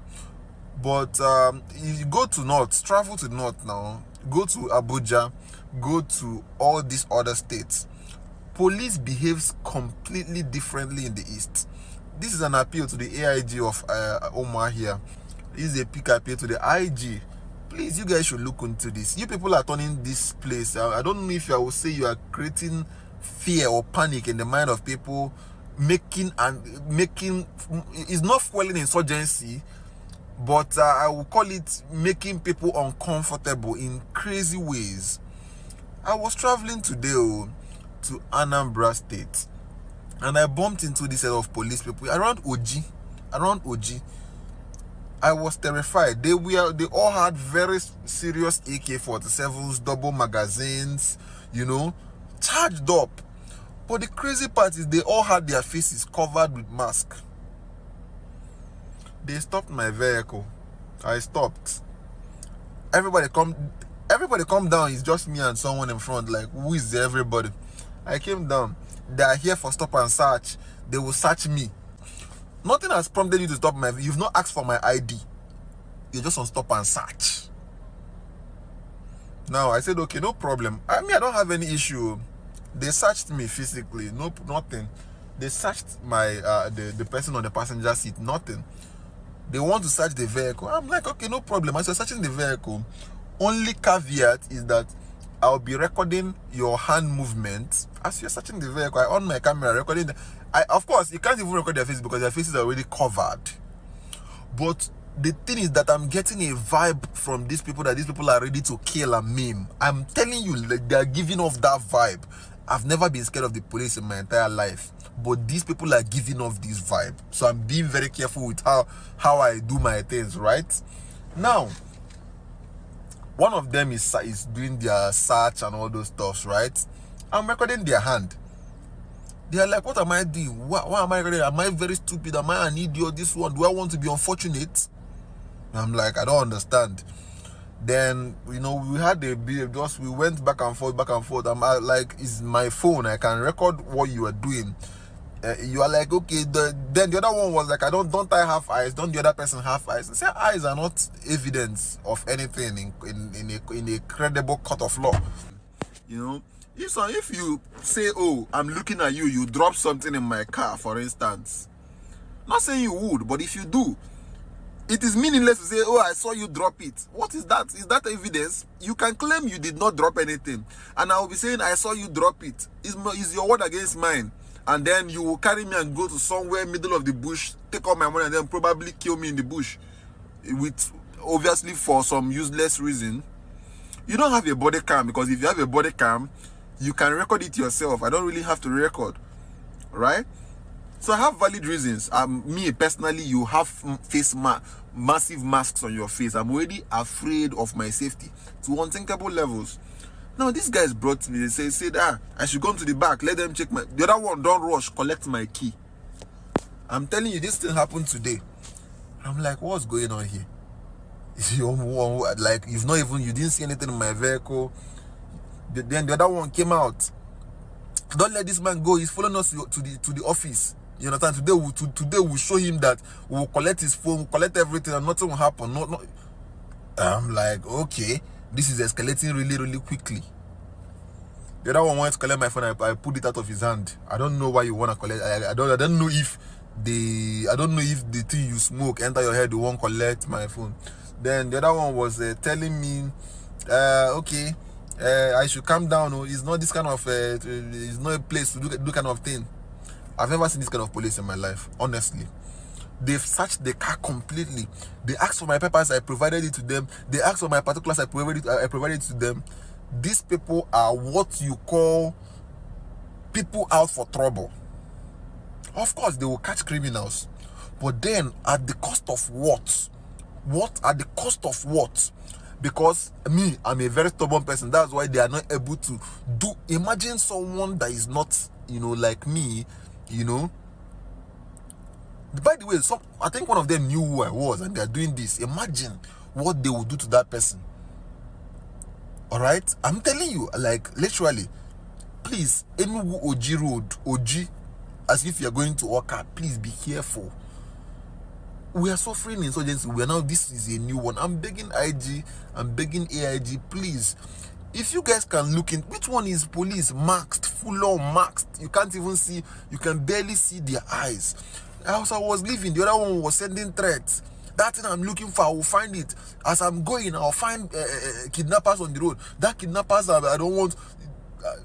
I will find this, I will find that, I will find killers on the road. This one, I'm telling you, if anything I'm saying here is a lie, let me not see tomorrow. This is my interaction with these people. It's my interaction. I just weak. As I was coming back, I was scared. I don't want to meet people like this kind of people, especially not at night. You don't know what will happen. I'm not scared of criminals. I'm not scared of kidnappers. I was not scared of police. What if I meet this same group of people at night? What is going to happen? Guys, please, I don't tire. If I'm out other parts of Nigeria, they don't do this. Trust me, other parts are even worse in terms of insecurity. They don't do this. This is the only part they harass you to unthinkable levels. And they're doing it to me. Imagine what they're not doing to young boys. Just imagine. Think about it. Imagine. And like I said, like I typed earlier, you will never understand if you are not there. If you are not among those who actually live in Eastern Nigeria or does business along the route. It is a different part of Nigeria entirely. They militarized the place with a lot of criminals, disguising as either police or either army or either this, or they all have roadblocks everywhere. Kidnap, policemen, they do kidnapping. Or if they are not caught, they will call them unknown gunmen or IPOB. But whenever they are caught, it will now be like in the news that will never become major headline in Nigeria. Never. Because the impression they have to give to you is that the eastern part of Nigeria is problematic. Meanwhile, where the terrorists are kidnapping and then maiming tens of thousands of people in northern Nigeria, you will never see such a military presence, ever. Now, that's a new one. They are now covering, they are now wearing masks, like covering their, also they are wearing hood and covering their faces.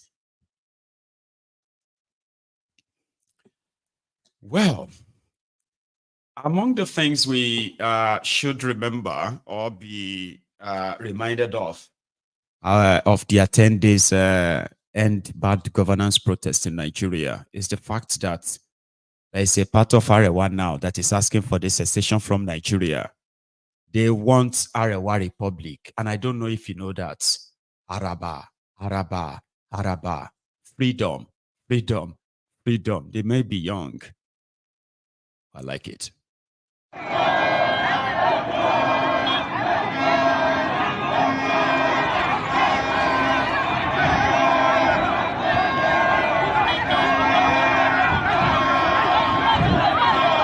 Kai, yalla ku dena. Banda jifa da Allah, banda jifa.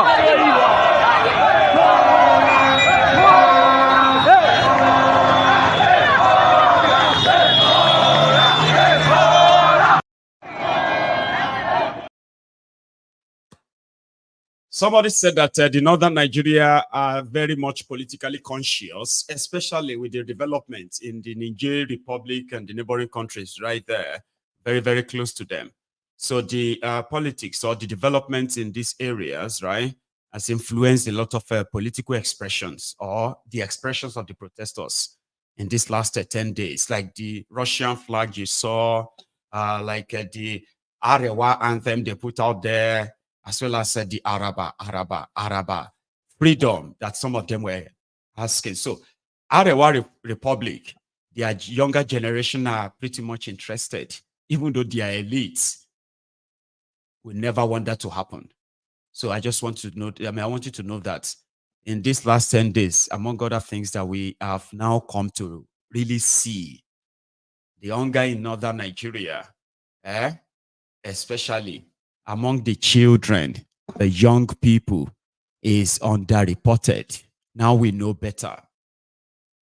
The number of out-of-school children, as we have seen as well, is obvious. Yeah, see, the violence that got introduced to the protests in northern part of Nigeria, which is pretty much like a little bit drop of anything of any effect, did not, by any means, right, reduce the success of that protest in northern Nigeria in exposing to us that if people tell you that Nigeria is sitting on a keg of gunpowder, they are just trying to be nice by saying it that way. You are sitting on a bomb,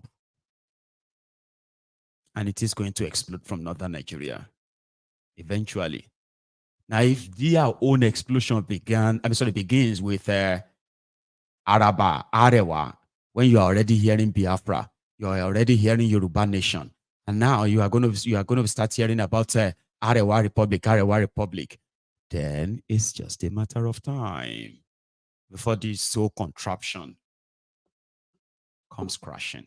I said it this afternoon. You can't keep well, they say Nigeria is a pluralistic country where you have you have a multicultural, multi-ethnic, multi-tribal, multi-religious, this pluralistic society. So the moment everyone knows that they cannot keep you and force you together for too long, and at the same time starve you, no give you food, shout hunger, poverty, deprivation, and all those things, right? So it's just going to be a matter of time. So yeah, the protest was successful by all definition, because it shows that the only thing left is just for those who are scared. Nobody will say they are not awake right now. Yeah, selective ignorance or selective amnesia, whatever the one you are selective of, selective hypocrisy, selective prejudices, selective this or that, doesn't really matter. The moment you come out of all of that hate, you are just going to meet those who are already in the trenches, right? And that's all it's going to take. Time. If you are still pretty much a coward and then, humbled by your fear, it's okay. Others who have conquered their own fear, they've shown it. Just that it's obvious to tell us that a lot of you are condemning the bad leadership in Nigeria, corrupt system in Nigeria. It is actually not all of you who want to see an end to it. You just enjoy condemning it. But for those who are bold enough to actually put their own, their foot on the ground, face these rogues, took all of their shootings, the tear gas, all of the bullying, all of the attacks, and they stood for 10 days. That is a success. The day you wake up will be your own money. And you see people who are already awake. That's the number needed. Thank you, everyone. I am going to take a short break, okay? And then when I come back, I will take calls. As usual, you have the right to respond or react. But if you have to go, just, like the broadcast before you do that. And if you want to say something, pick up your phone and join me in another 2 minutes. I'll be back.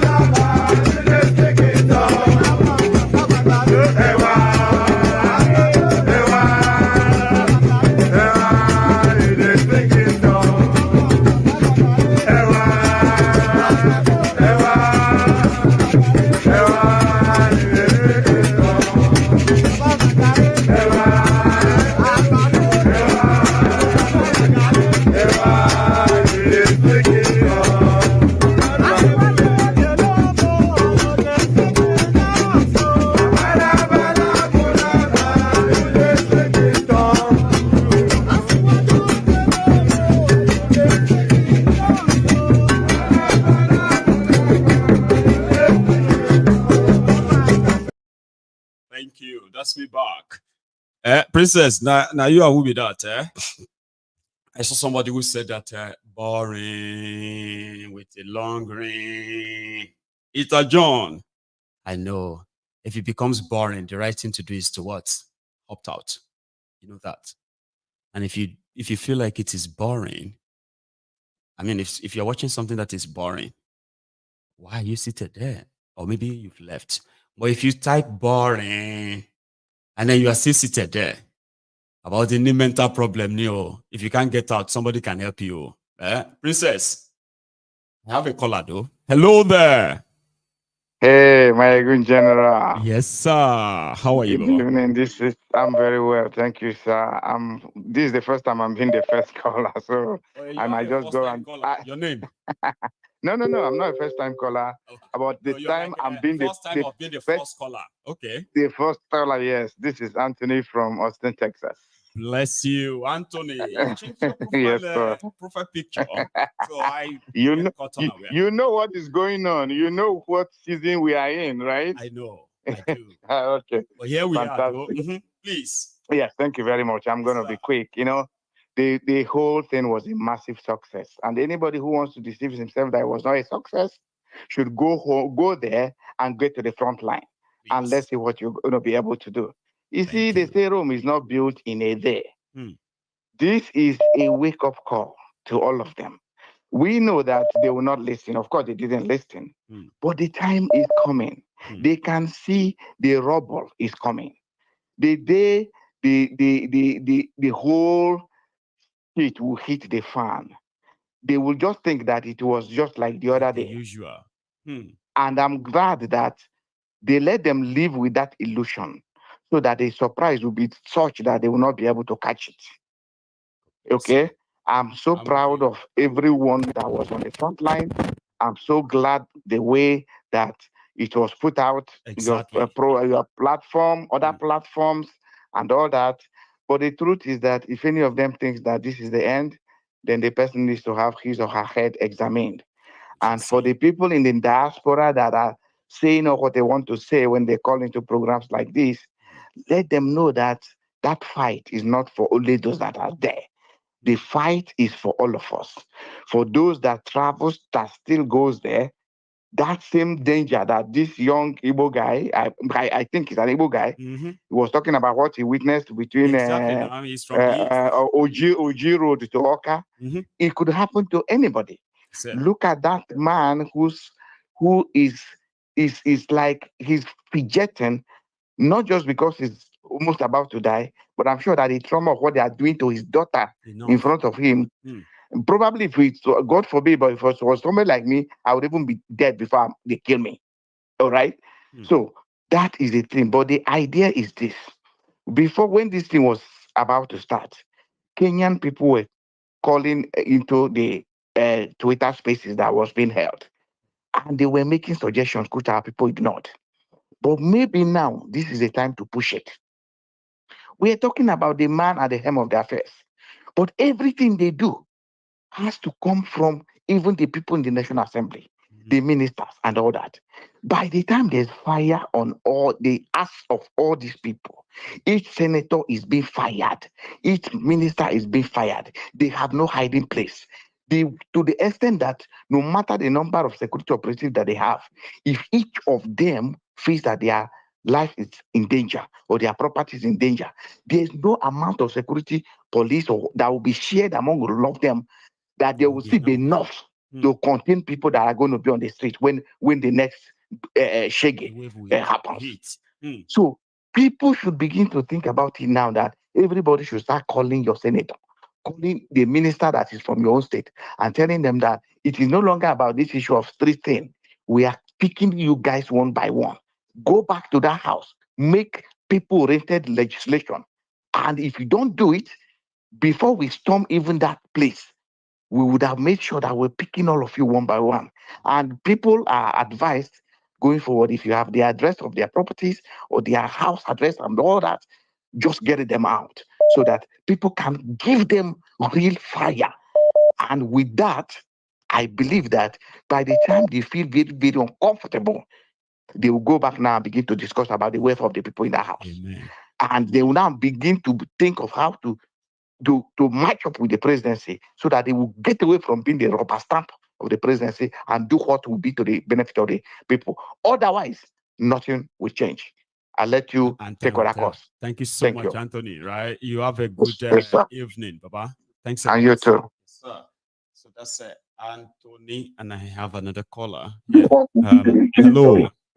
Oh, hello, Mr. Maiyegun. Good evening. Good evening, sir. Baba, how are you? Oh, I'm fine. I'm fine.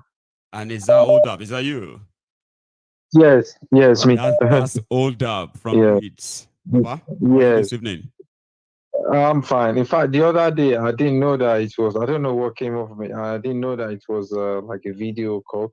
So not until it was already too late, you already picked it before I realized that. Oh my God! If I had known, I would have just, But it's fine. I was just. Yeah, I was just, going through the comments, and I saw that link. Then I just pressed it, but I thought it was something that wouldn't respond immediately, but it did. But it's fine. That's over yet now. Yes. So the thing is that the concern. I mean, my own concern is about the state of the level of poverty in Nigeria. That's all. But some people might not see it as poverty, right? But me, I would say that it's poverty. But some people will just decide to say, "Oh no, it's not poverty; it's Nigerian culture." Yes, they rather like to respect their elders and suffer and accept what they say, and then no question will be asked, right? Even if they said, why is the state of hospital, primary healthcare, whatever it is in that state of disrepair, they will say, well, we are not, Africa is not a place where, you can really trust in such, medicines. You rather go for local, people to look after your health for you and so on. So there's always an alley or where to hide when it comes to Nigeria, the generality of the moral, or maybe it's sometimes they will say it's their culture. It's just kind of. So you mean people hiding their, what do you call it?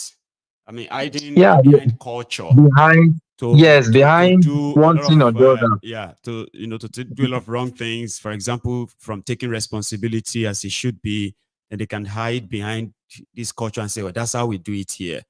So your example of using modern medicine or using our normal traditional medicine and all that stuff. Okay. So I'm trying to put it together. Go on. So that's why the other day, Mrs.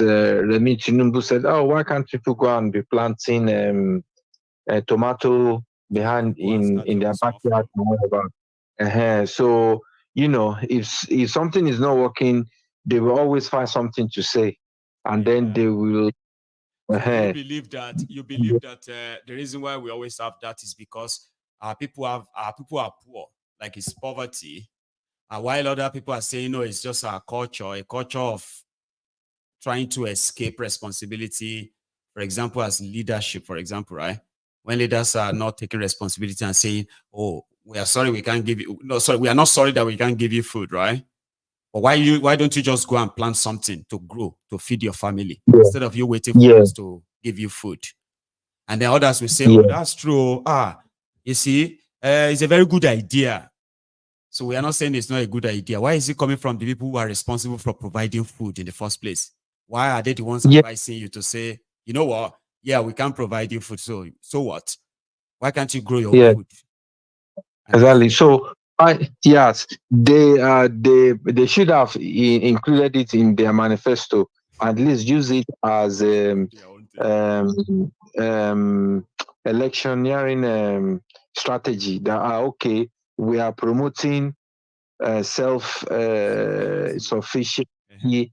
You plant your own food, so you don't have to rely on governments and things like that. That is what we are promoting. So please vote for us and whatever. And then we can see if people really want. If people decided to say, okay, that's what we want to. Okay, then fair enough. But not after you've said that. Is it Agbado? Is it Gary? There's no problem. 50 million youth. They will be taking. I know. Hold up. Taking to the army. I'll take another one. Okay. Yeah. And we are competing with armed robbers and the bandits to recruit from the youths who are unemployed. 33% unemployed.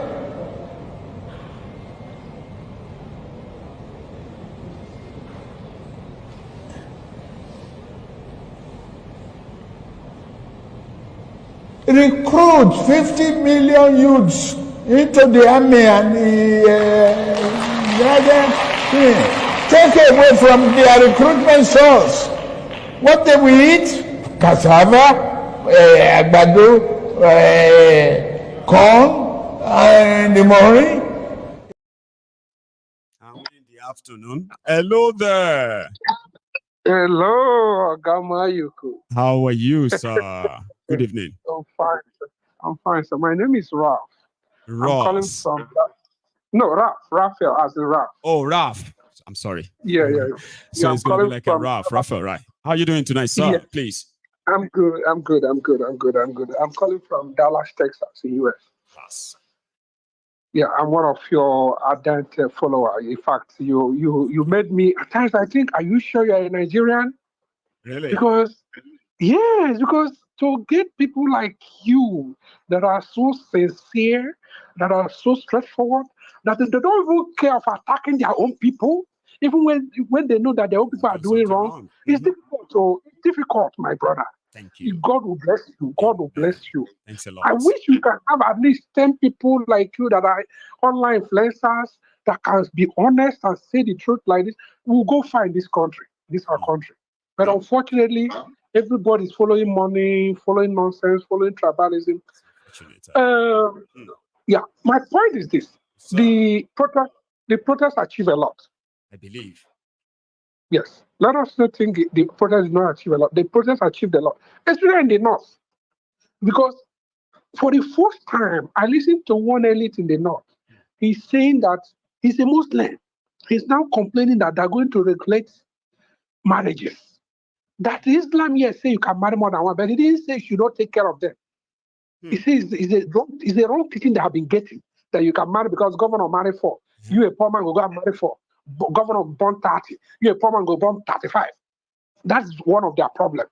Which you know that, imagine did somebody say this in the National Assembly, maybe somebody from the South. Don't you know they will stone the person? They will attack the person. They will attack the person, stone the person. But look at now, they are now realizing their own mistake, their own fault. There are so many exposés that came to light in the last 10 days. I know. Yes. So some of them are naturally now detached from Tinubu. You get? Raf, in the last 10 days, okay, we have also seen that the Northern Nigeria people, they are not just angry at Tinubu, they are angry at their own politicians too. They went for all of them. Those ones they really like in Jigawa or in Yobe, including the sitting government when they want to enter the government houses. They knew where their problems were. And that too was very significant in this last 10 days. Thank you. And you see another thing that unfortunately our Tinubu is delusional. You know why here people are delusional? They are still thinking of 2027. Where are you getting? Where are you going? Even to rig the election? Where are you going to rig it? Is it in the north? Is it in the east? Is it in the south? Is it even the southwest? Even the Lagos? He knows. Even in Lagos, he cannot get anything in Lagos. So again, I want to tell our people, when I mean our people, all good Nigerians, that I'm an Igbo man. Average Igbo man is not against average Yoruba man. Average Yoruba man is not against average Igbo man. These are criminal gang who lost the election in Lagos embarrassingly, because in the true result, Tinubu did not get 25% in Lagos. Of course. That's why that anger. So, and they felt that let us introduce that tribal war. So that some gullible Yoruba and some gullible Igbo will say, hey, Igbo people want to take over our Lagos. Igbo people will not take over our Lagos. They're not going to take over our Lagos. No. Tinubu is not fighting for any Yoruba man. No. Trust me. He's only fighting for himself and himself alone. Is it not obvious now? Who are the people who are shouting about power now? Yes. I'm glad that somebody like you are there. Please, I encourage you. Continue to do your good job. I will. The little we can support you, we'll always support you. Thank you. I'm glad that somebody like you exists in this our country. Thank you, God. One day God will see us through. Thank you so much. To that, keep faith. Have a good one, sir. Yes. You too can call in and then express your own personal view. But here is for those of our own members. See, we are currently mobilizing the like-minded Yorubas all over the world, that we could actually come together under one big, massive platform where we have a shared goal, mission, and responsibilities that has to do with Yoruba land. and that is called the Yoruba Union. If you come across the website and you want to sign up, this is how you should go about it. A quick one. There are 2 steps to successfully sign up into the yorubaunion.org website. Once you get on the landing page, you click on Join Now. Once you click on Join Now, you select your choice. For example, I click on my own editable choice. Click on Select. I choose my price. If I decide to leave it as £1 or £10, the minimum amount is 10. Let's say I select £5, and then I choose my username.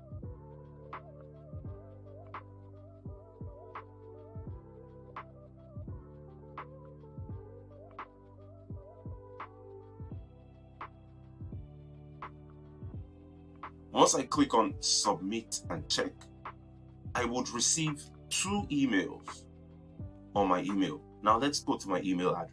In my inbox, the first email you receive from Yoruba Union should look like this. It tells you, thank you for joining the Yoruba Union community.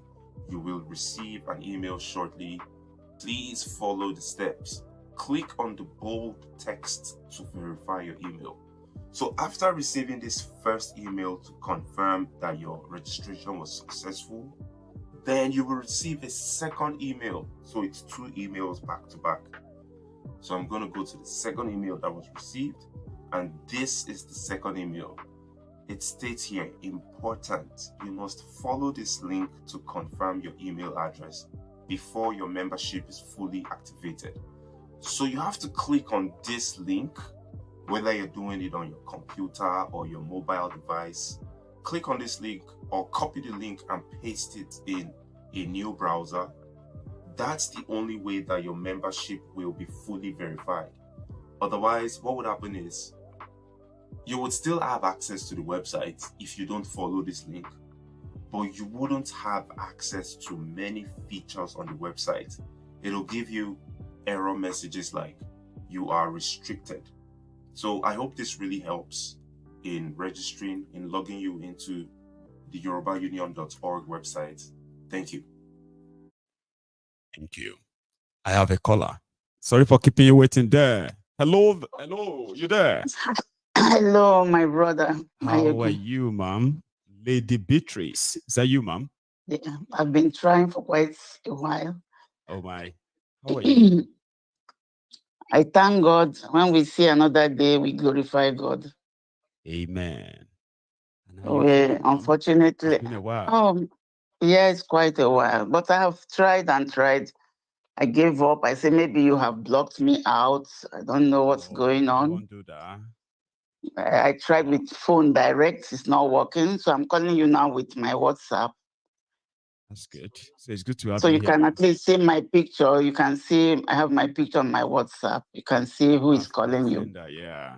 The ugly face. It's always a battle, right? And most of the time, mine is just that once I turn right, whatever is on the screen, at the end of every call, I just take it. So I'm glad that you were able to hold on for that 2 minutes. If not, you it's all right. I knew that I was in. Otherwise, the information this guy was given would not be appearing on my phone.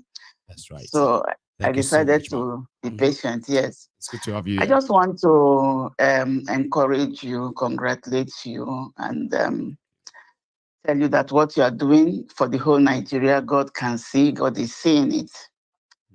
And the Bible said that what we sow is what we reap. That's right. You are sowing for peace, and you are sowing for good governance. You are sowing for everybody to be at peace. Equality, equity, justice. Equity, justice. And some just want to devour everything and they don't care about tomorrow. Imagine the group of children, students, people dying every day. Then I saw this guy that is kidnapped with his daughter. It's so heartbreaking.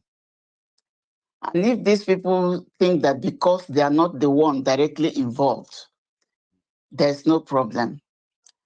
Nobody knows. according to we Christians, the Almighty God said that he will come to us like a thief. Nobody knows when he will come. And everybody will be visited. It's unfortunate that people, I sent somebody some tip. Now, these days, I switch off my phone, which I normally don't do, because I can't cope with the calls and the support needed. And it's touching me. Sometimes I can't sleep because these people don't know why I switch off my phone. I wish I had enough. I will give to everybody.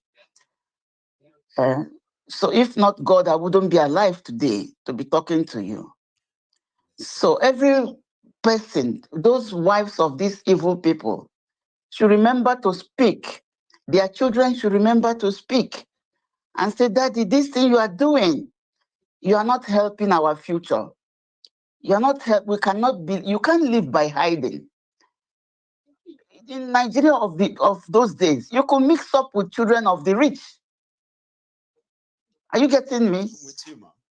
You can mix up. I remember when I was still working with the television, my son had access to meet one of, I won't mention his name, but he's late now. My son went to Abuja and he was swimming with his children. So, and when he came back, I said, what happened? He told me how he nearly drowned. He was pretending that he could swim. I said, God helped you. Yeah. Why do you pretend that if you die, you die? But in those days, we could meet everybody, without anybody being afraid of anybody. But the people who are there today, they forgot that we are all from the same system, that we live in the same villages. They cannot live in vacuum. Don't probably see it there anymore. They don't care what is going on with Nigerian children. Imagine, I know the people I'm supporting. They can't even eat 3 times a day. Me that I'm supporting them, I'm managing these days 1 meal so that I will be able to share the remaining. So if you are eating so much, your children are eating, you don't remember there are children in that country. Even those ones that are breastfeeding, their mother can no longer breastfeed them because she's not eating. A woman can only breastfeed when she's eating properly. That's right. It is very, very heartbreaking. I just want to encourage you. I've been trying because I did send something to your account before. I can't remember how I did it. So, and I've been trying to know how to do it again so that I can chip in something. Yeah. I will leave what I'm going to do the way we did it the last time, okay, is that please, yes. I will leave the details on the screen. So when you drop the call, you can just, you can write that out. But I mean, no matter how small, I understand, but I mean, thank you're you so also much, helping hungry people. You're also helping hungry people over there. I know. You are helping the poor. It is unfortunate. Look, 2-3 years ago, I was 7 months in the hospital. If God did not wake me up, I won't be alive today. So people should remember that our lives are not in our hands. You get? No matter who you are, it's in the hands of God. And we are meant to love one another. I don't care whether you are Christian or Muslim. We are meant to love one another. Not like this way we are treating ourselves enough that when we have chance of touching lives and changing people's lives, it's then horrible. we choose to My kind father of was, make it worse. Yeah, my father was a railway person. We lived at Offa, Offa, Kwara State. We lived in Lagos, Offa. Some of us were born in Offa, some in Lagos. We knew the Oba of Offa. My father named one of his children, Sonny Ade of Offa. My father knew him personally. So when that man died, my father named one of us king. After him, yeah? After him. So we are one. And when we ran away during the war, that's the landlord in whose house we lived. He did not allow any pin of my parents to get missing. He packed everything into a particular store, knowing that one day these people will come back. Where are those people of that day? They are Yorubas. We all speak Yoruba. My father was a fluent Yoruba They speaker. still coexist, man. They do, but these days, most of them are now afraid to speak up against those who are pushing Igbo tribal. must go. Igbo must die. What has Igbo done to you? Unfortunate. What has Igbo is not even shouting. Igbo is not doing anything. Emilokon is the one doing something, and you are shouting Igbo, Igbo, Igbo. It's really this divide and rule they are sowing. I'm happy that they are also those ones who support him are the ones crying mostly this today. Can you see? They are the ones crying mostly. That's why we say it's, karma itself is always next. It's always at the door, you know. So it's going to happen, and it seems to be happening already. I mean, it was not just 2 years ago, man. That everybody is, you know, they are calling other fellow Yoruba Somali. I want to look on. Then a year after that, a being power. Can you call that a karma or what now? You see, the same women in the marketplace who are telling us how Emilokon is their brother, they are the ones crying. You get? Have they seen any Igbo crying in their midst? No. And no matter what happens, they are still saying Igbo, Igbo. Igbo because must they have go. to drag Igbos into it. It's unfortunate. That's what they have achieved. Igbos will survive anyway. I went to Manchester, not Manchester, somewhere near New York in those days when I lived in New York. I went to that city, I've forgotten the name now. And I was thinking, there won't be Nigerians here. There definitely will not be. In the late 70s, I was surprised to see 2 Nigerians coming. And they are speaking our languages. Then I asked them, oh, so you live here? They said, yeah, what are you looking for? They were the ones that saved me because I was also looking for small job to pack myself up before I go back home. So, and where I went, I was pressing their bell. Nobody answered me. So when I came out, I saw them. They said, madam, God loves you. This is a racist city. It's racist city, very close to New York. I don't know why I'm forgetting it. You know, he said, better don't knock the door again. This place you are now is for racist people. They are my people. Immediately I understood their language. I greeted them. We used to love one another in school, in primary school, in second. In second, I went to Yoruba school. I could speak Yoruba more than I could speak Igbo because I was raised in Lagos. But these people came, they want to divide us. They want to scatter us. They are not God. I suffered leukemia cancer for 12 years. I'm still alive. They will not suffer leukemia. Something else will kill them one by one because they are very, very ruthless. They are vile. Exactly. They are vile and evil. You know, they couldn't see beyond the political nuisance that they are causing. All what Abacha stole, did he carry all what Abacha stole? Did he go to the grave with it? No, it wasn't buried with any of them. Thank you so all much. What Abacha, all what Abacha stole, did he go into the grave with it? No, not a single piece of it was taken with him. God bless you, my brother, and God bless all the members. Amen. Thank you. And you too, ma'am. You have a good one, man. Thanks a lot. Thank you. That's our lady there, Lady Beatrice. You know, she's one of the mothers of this platform that you can easily see. You always kind of notice the passion in what they say and how they put their heart to it. And I can feel the heartbreak that some of these elderly people actually feel when they talk about that. They start pointing contraption. Tony, hello there. Hello, hi, good evening. Tony, Baba, how are you doing today? I'm good. See, I was listening in. I didn't want to call in, and I heard the voice, and I knew who the person is. You see, this is the problem with Nigeria. People that they don't have integrity. These are the people that I hate with a passion. They say one thing tomorrow, the next day, after some time, they say another thing.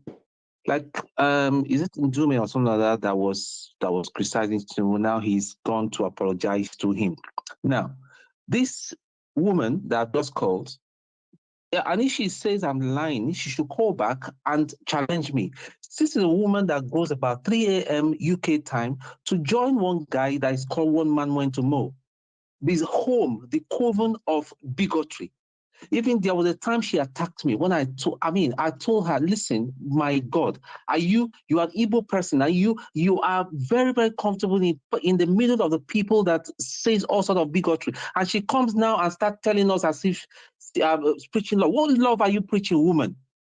With all due respect. Talking about, I'm telling, yeah, the last woman that just called. Right. She's very comfortable with where bigotry lives. Okay. And what do you mean by that? That's what I want to know. Like you said, what I mean, what I'm saying is that what she's trying to say this evening does not match with what her character is. I'm telling her. I'll just written it in the comment section. She should read it and all that. If she says I'm lying and all that, she should just challenge me. These are people that will go behind and all that. They are behind the people that are bigots. People who are pushing bigotry on few other places as well. She even abused me on that day, saying that she might lay a curse on me if I do not take my time. This was Was it like just you it is hard in the comment section or no, not comment section. It was a call. It was a call. I know her. I know her. But Beatrice, her name is Beatrice now. Yeah. Ask her whether she does not. If she calls back, ask her, does she not go to One Man Went to Mow? Listen, this is the people that are people that don't have integrity at all. I have seen her once come into these come into your show. Shortly after that, I was just shaking my head. Wow. This is the problem with Nigeria.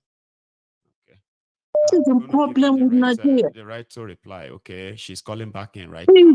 Okay. She's the 100%. She should tell me that she doesn't know who One Man Went to Mow is. She is very, very comfortable there. Okay, Tony. Oh, Mark Alado, you tell me. I wasn't expecting this to One Went to Mow is. It's very, very comfortable. I wasn't expecting this to take this new dimension. Okay, but I'm just going to give Lady Beatrice just maybe about 5 minutes to say whatever she wants to say in response to that. Okay. And I just hope that will be at the end of it, okay? I wasn't expecting anybody to bring that up here, okay? And I have never really judged people by what they do with their lives and the rest of that, right? Or she is a known person on this platform. There were times I've been told, hang in there because I've already taken the call, so she's on the line already. So there was a time that people would tell me, there are people who watches Maiyegun here, right? And they still go to some places where they actually run program attacking me, abusing me and stuff like that. And they even comment there as well. But they will come back here as well. They might even, you are doing well, this or that. But all those things never really kind of bother me. You know what I mean? Like I've made it very clear that coming around Maiyegun and the rest of that, you do not really hold me that much. But I just hope that we all are as sincere as we want others to be. You get what I mean? Yeah, we all have to. So, are you there? Please, I'm sorry that I called again. I just wanted to tell him that he must be making a mistake. I don't even know what he means. That whatever. Right. No, you need to mute your TV. You are live now. Everybody can hear you. So. Oh yes, I'm sorry. I just want to. You see, number one, right? Number, right? Yeah. I'm not interested he in all of said that. something. But because you have the right to reply, Angoma, you have the right to reply. You are interested in doing so. So here. I'm thinking he misplacing. There was another Beatrice I saw on your page. Right. And there was a time my first time of sending my support. Right. I also, you could see my message there. So then I think the person that sent another Beatrice wrote on your, what do you call that thing, on your line. Right. Saying you were thanking. I said, no, but I'm not that Beatrice. Tell this person, I don't know who he saw. I'm 67 years old. Number one. Number two, since I suffered leukemia, I've been battling with my immune system. I don't go out. For the past 3 years, I left hospital. I have never stepped out, except go to Afro shop and buy something. I'm always masked. I don't come out in any public place because of my immune system. Tell him that he may be mistaking me. I'm not the person that is trying to rubbish. And I don't even know what is calling Mo, that he met me at Mo. That is what they call mistaking of identity. I know. So Definitely, he said that person is more or less like Maiyegun as well, who has a platform that you do call No, into. I don't have any platform. I don't have any platform. Not yourself. The person he said you went to his platform to, you know. So that, you know. I think he's mistaking somebody. It's not me. I'm telling you the truth. You can see my picture, save my picture, and then tell him to send you the picture of the person he's talking about. You know what? Like normally, right? Normally, I am not somebody who, because this is not a court, right? Maiyegun's Diary Political is yeah, but I'm not the person. Yeah. So he said that he met me at Mo, and I don't know what he means. That I even challenged him. I don't know who he is. I never gone anywhere. God bless you, Babs. Just get some. Yeah, rest, so okay? I am. So much for. And I wish I want him to apologize for. My first child is 46. My last child is 36. Tell him he cannot. If he loves his mother, he should not insult another person's mother. Like wrong accusation and all that. Anyway, it must be a mistaking of identity. It's not me. I'm sorry about that. I am going to actually, because all of us can hear you right now, as you've made your own clarity there. We'll leave it. No, I don't do such things. This is the only channel I work with. God bless you. And then any other thing I watch everywhere, like all these Nigerian gossips. I just watch what they are doing. I'm a journalist professionally. So I don't just go into things. I am not practicing because of my health. Into everywhere, I get. Yeah, I have a master's degree in international relations. I'm not somebody that he can play around with. Tell him he has to call again and apologize. I'm not the person he's referring to. Thank you, ma'am. And I hope to hear from him too. And when that happened, right? I hope you are with us that day. Okay. So thank you so much. You have a good one, eh? You too. Yes, ma'am. Thank you. Yes, that's our Lady Beatrice. So there are some certain things I love to avoid, right? I'll tell you this. I am someone who knows that I'm controversial.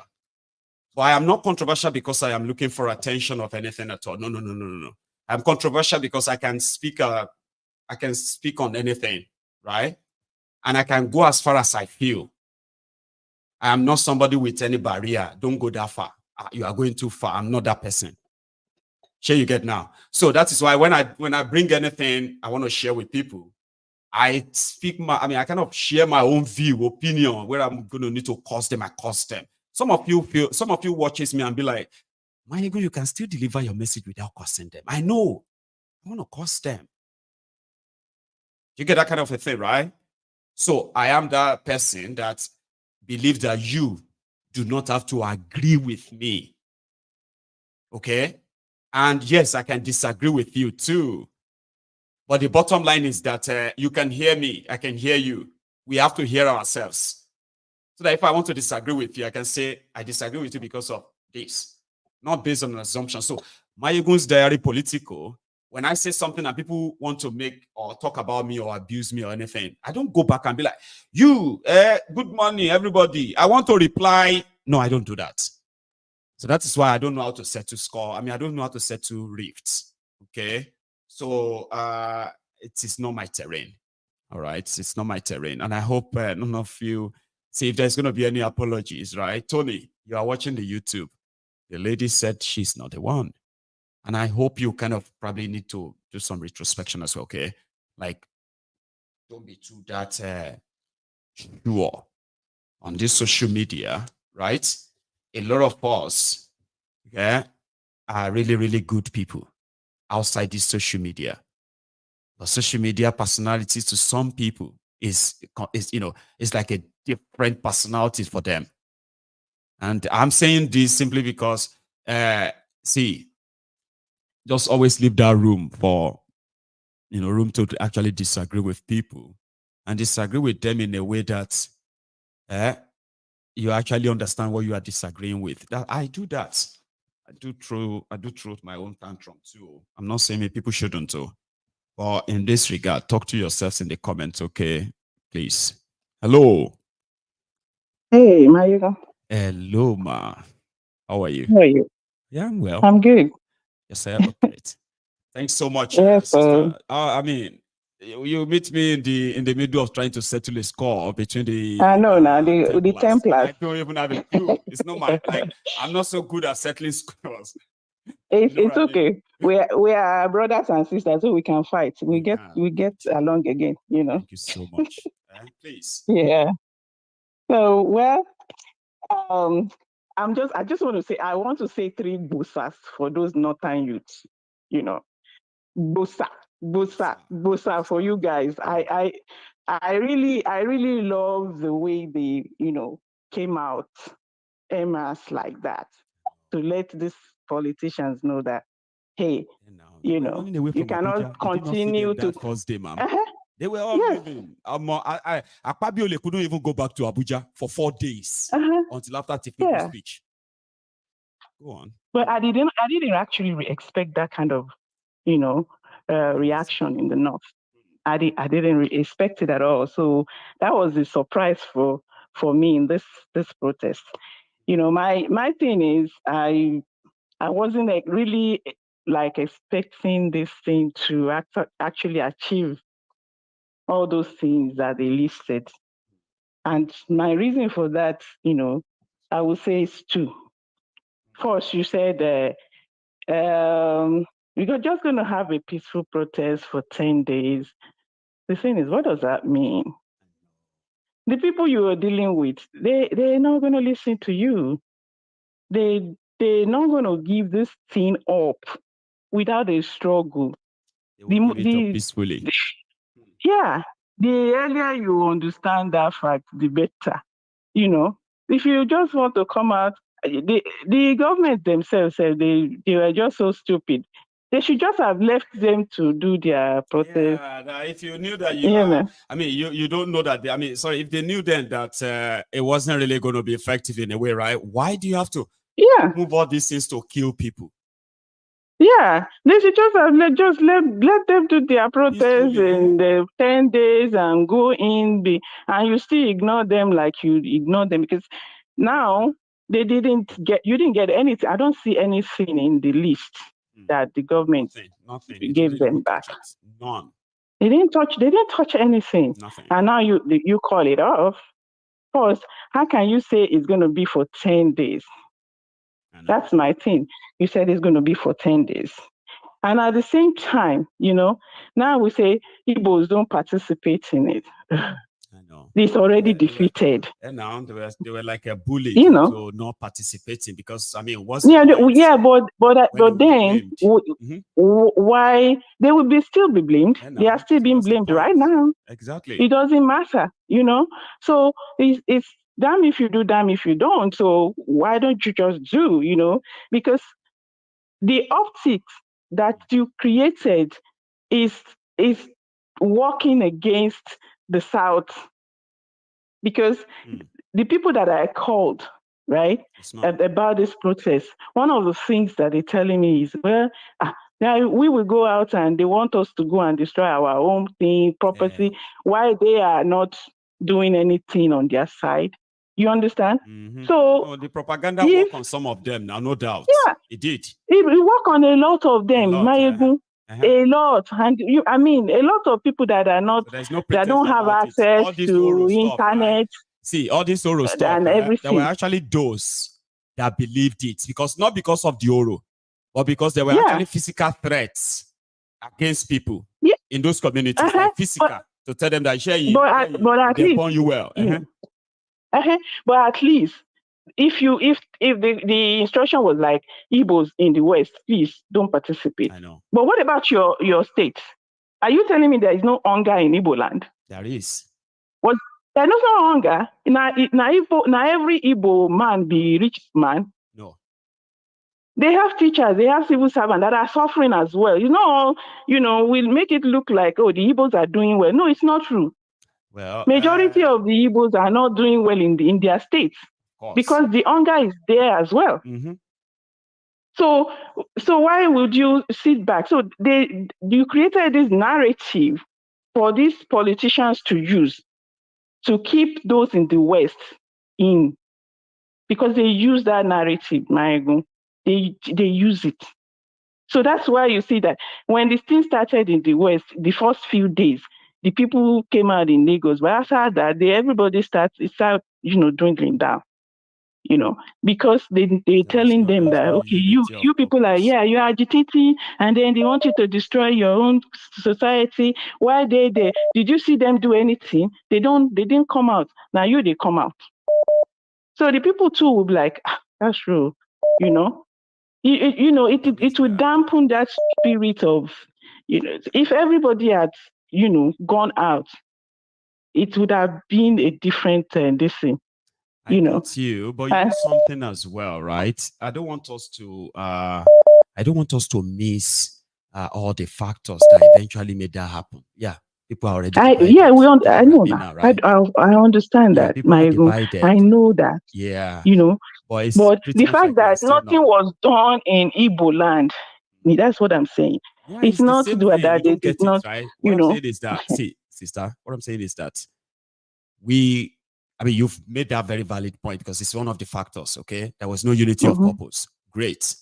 But at the same time, we shouldn't, right, make it sound like they would always, that's who they are. They always kind of stay away, and that's the way it is, right? We all know, right, that the agenda initially was just to see some of them participate, any part of Igbo land that participate, then they launch their normal attack on the Igbos and their businesses in Yoruba land. So, like I said, them being bullied into saying, you know what, it's not worth the risk. We will not be part of it. Although it works for but the thing is, yeah, in the Igbo land, it's the same. Those are Igbo. They are Igbo governors, right? Right. The Northerners, they are facing their own politicians, right? That's right. They are not facing the Yoruba politicians or the Igbo politicians. They are facing their own people that are causing this problem for them. Why can't we do the same?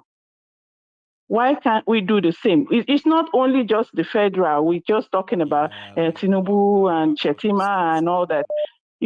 What about your governors? What about your local government chairmen and all that? States, Congress and everything like that. What about those people? It's all everybody, right? So for us to have, for us to have what this thing would do now is, okay, they said, I was listening to one of Sowore's interview, and they say, okay, well, they're going to come out again on October 1st. Good luck with that. I know. You understand? Good luck with that, because once the momentum goes down, for you to build it back up, you see how long it took from 2020 to 2024 for you to get this kind of action. Now you want it. I'll be so anyway. Let's hope maybe the Northerners will still be. We shall see. Yes, but if it's just unless there are some things that we don't know, because you know what this government will do some now. Element of surprise now that everybody agrees that nobody should choose a date. It better be. Don't choose a date. Just let it happen. But you see, you have a point there, though, right? From 2020 to 2024, that's a 4 long years, right? Wow. Yeah. Thank you. And we do, all right. Thank you, Thank you so much. Okay. You have a good one, ma. Right? So I'll let others also react to this. Here we have another caller. Hello. Hello, Maiyegun. Hello, sir. Emoji. Well done, brother. Thank you so much. I just called it because of the last caller. I feel like say this night now it's gonna be Wahala night. Everybody go just to get the no. Go for it. That one not gonna be like the other one. I just want to put some things straight, Madam, please. I'm sorry. I'm Igbo. I know, and I know you are Igbo too, or maybe another part of the. Yeah. Thank you so much. And 4 years. 4 years is not far. At least from 2020 was the first time our generation, apart from 50 years ago, 1967 to 1970, that our generation shocked Nigerians as a politician, asked them questions. Nobody has ever asked this question. So 2020, it was a shock to them, and they did what they did. Then 4 years is not too long for them to see something like this now, and they have started. And the next one, maybe madam, I think you saw what this one did to them. At least all of them went inside. They were all scared. Quiet. They went inside. And they are still scared because it's still on. It's not a cold war because hunger is still there. It's not going away. You know, people are still hungry. Petrol is not down. Gas is not down. Is not down. Corruption is not going everything anywhere. is. And corruption, we are still seeing them flaunting houses, flaunting a lot of good things. So, people are suffering, you know. So, it's still there. The tension is still there, and they know it. They have intels. So, let me go back to what you just said about Igbo people not protesting. But I want to tell you, if you know what it takes to be an Igbo man in Nigeria, I'm not saying this because what I see. This is what I experience. Because of my name on my passport at Mohammed International Airport, a Yoruba immigration just picked my passport, and immediately he read my name. He said, "You are the people that used to call Nigeria Zoo." It's profiling, and yes, it's profiling in the midst of DSS. Everybody, they are there. So he want me to provoke. Had it been I provoked, maybe I would not travel that night. And I don't know where I will find myself because I may be I may be nobody. Because I'm nobody. So they can take me far away from that only that one statement. Madam, I want you to go and check back how many containers that is coming to Nigeria. The people that have the highest contract that's coming to Nigeria, these are Igbo people. Madam, I want to tell you that they are increasing import duty every week. From Buhari, they have been increasing it almost every week. Now they change it that because of the way the dollars is, that's how we're going to import. I know other tribes are import, you know, but these people that are doing a lot of things to bring things to help Nigerians do their own business in peace, and they are still import, because once import duty is high, price will go high. It doesn't matter. Nigerians will blend. Okay, and then another thing, talking about these protests, why Igbo people are not protesting in Nigeria? We have protested enough. 1967, we protested. 1966, we did it. They do counter queue. They said it's Igbo queue. BBC carried it immediately before 24 hours.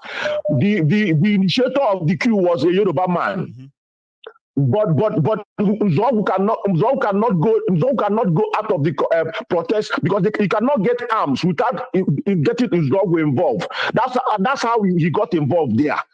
You know, so the Igbo people have been protesting. 1953, madam, go and check your history. At the airport in Kano, they killed Igbo people. Open fire on them. They have been killing Igbo people because we have been agitating.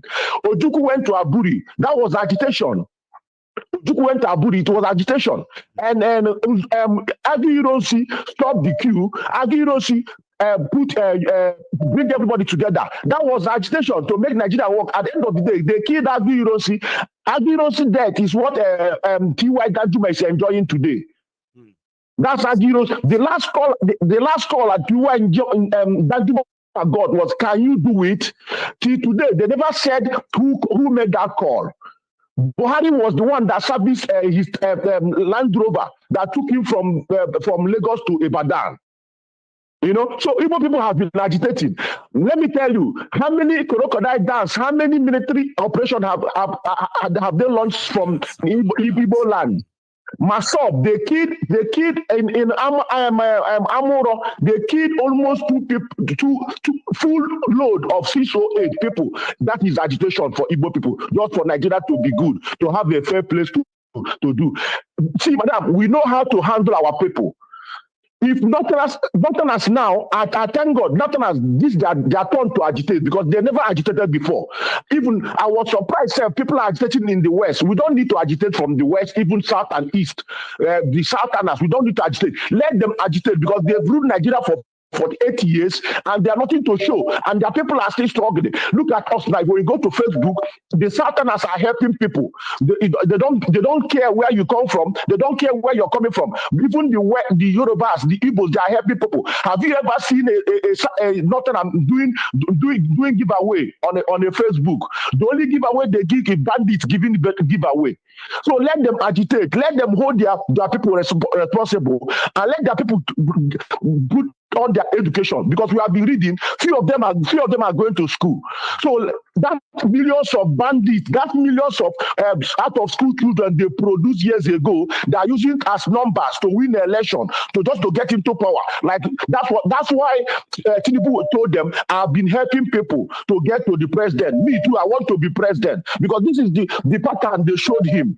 Because had it been they are doing well for 46 years or for 8 years that have been ruling Nigeria, Tinubu will not get into and say a miloko, and nobody will get into to say a miloko. So, madam, let them agitate, and we look at them when they are serious. The West and the South will join them together. Thank you. Thank you so much. I've got a lot of people who have. I think that's Tony. You know, you call him back as well. You only have just maybe about 2 minutes. So, Tony, please. Okay, thank you, Maiyegun, for picking my call. Earlier, it's all good. The woman denied. They say in one of the lies they've told us over the years is when an elder is lying, we shouldn't confront them that they are lying. That's all good. That is part of the thing that puts Nigeria where we are. When I hung up, I called one of my friends in America. He goes to that channel. He was there that night, and he knows most of the people that go to One Man Went to More.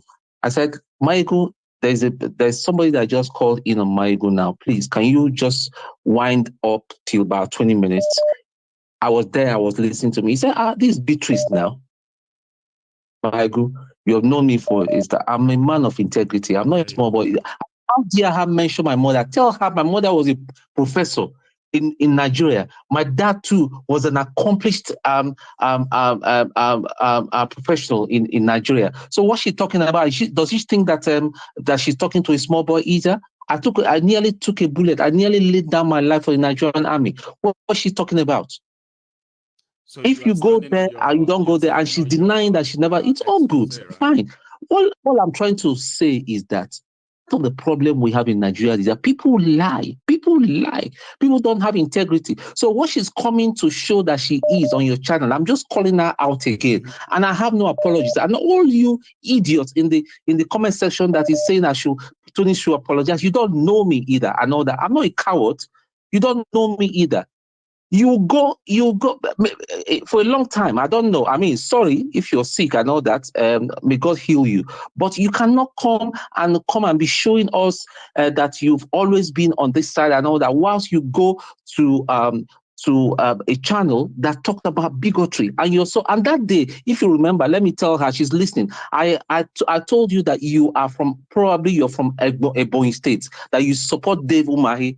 I know that she even threatened that she was going to lay curse on me on that day. How come my friend now in America, I just called, I told her, quickly go to Maiyegun, please, roll back. He said, this is Beatrice now. And she's here lying, telling us lies. My brother, okay, God bless you. Thank you. Let me go. Yeah. I hope this is it, though. I don't want... See, it's just not my terrain. It's not my thing. You're all going to make me uncomfortable if you begin to go back and forth on this. Okay, I get the points now. I get it. Tony had Our Lady Beatrice somewhere in a platform that is known for promoting bigotry, hatred, and the rest of that. And he decided to call him out that on Maiyegun's diary political, if people want to appear that they are sincere, as some believe that Maiyegun is sincere, so it won't be easier to see that there are insincere people on that same platform and all that. I get it. I do not really judge people. I do my best to see that, when you know better, I expect us to do better. I am not somebody who probably, because you are all adults. I just want you to take responsibility for your actions.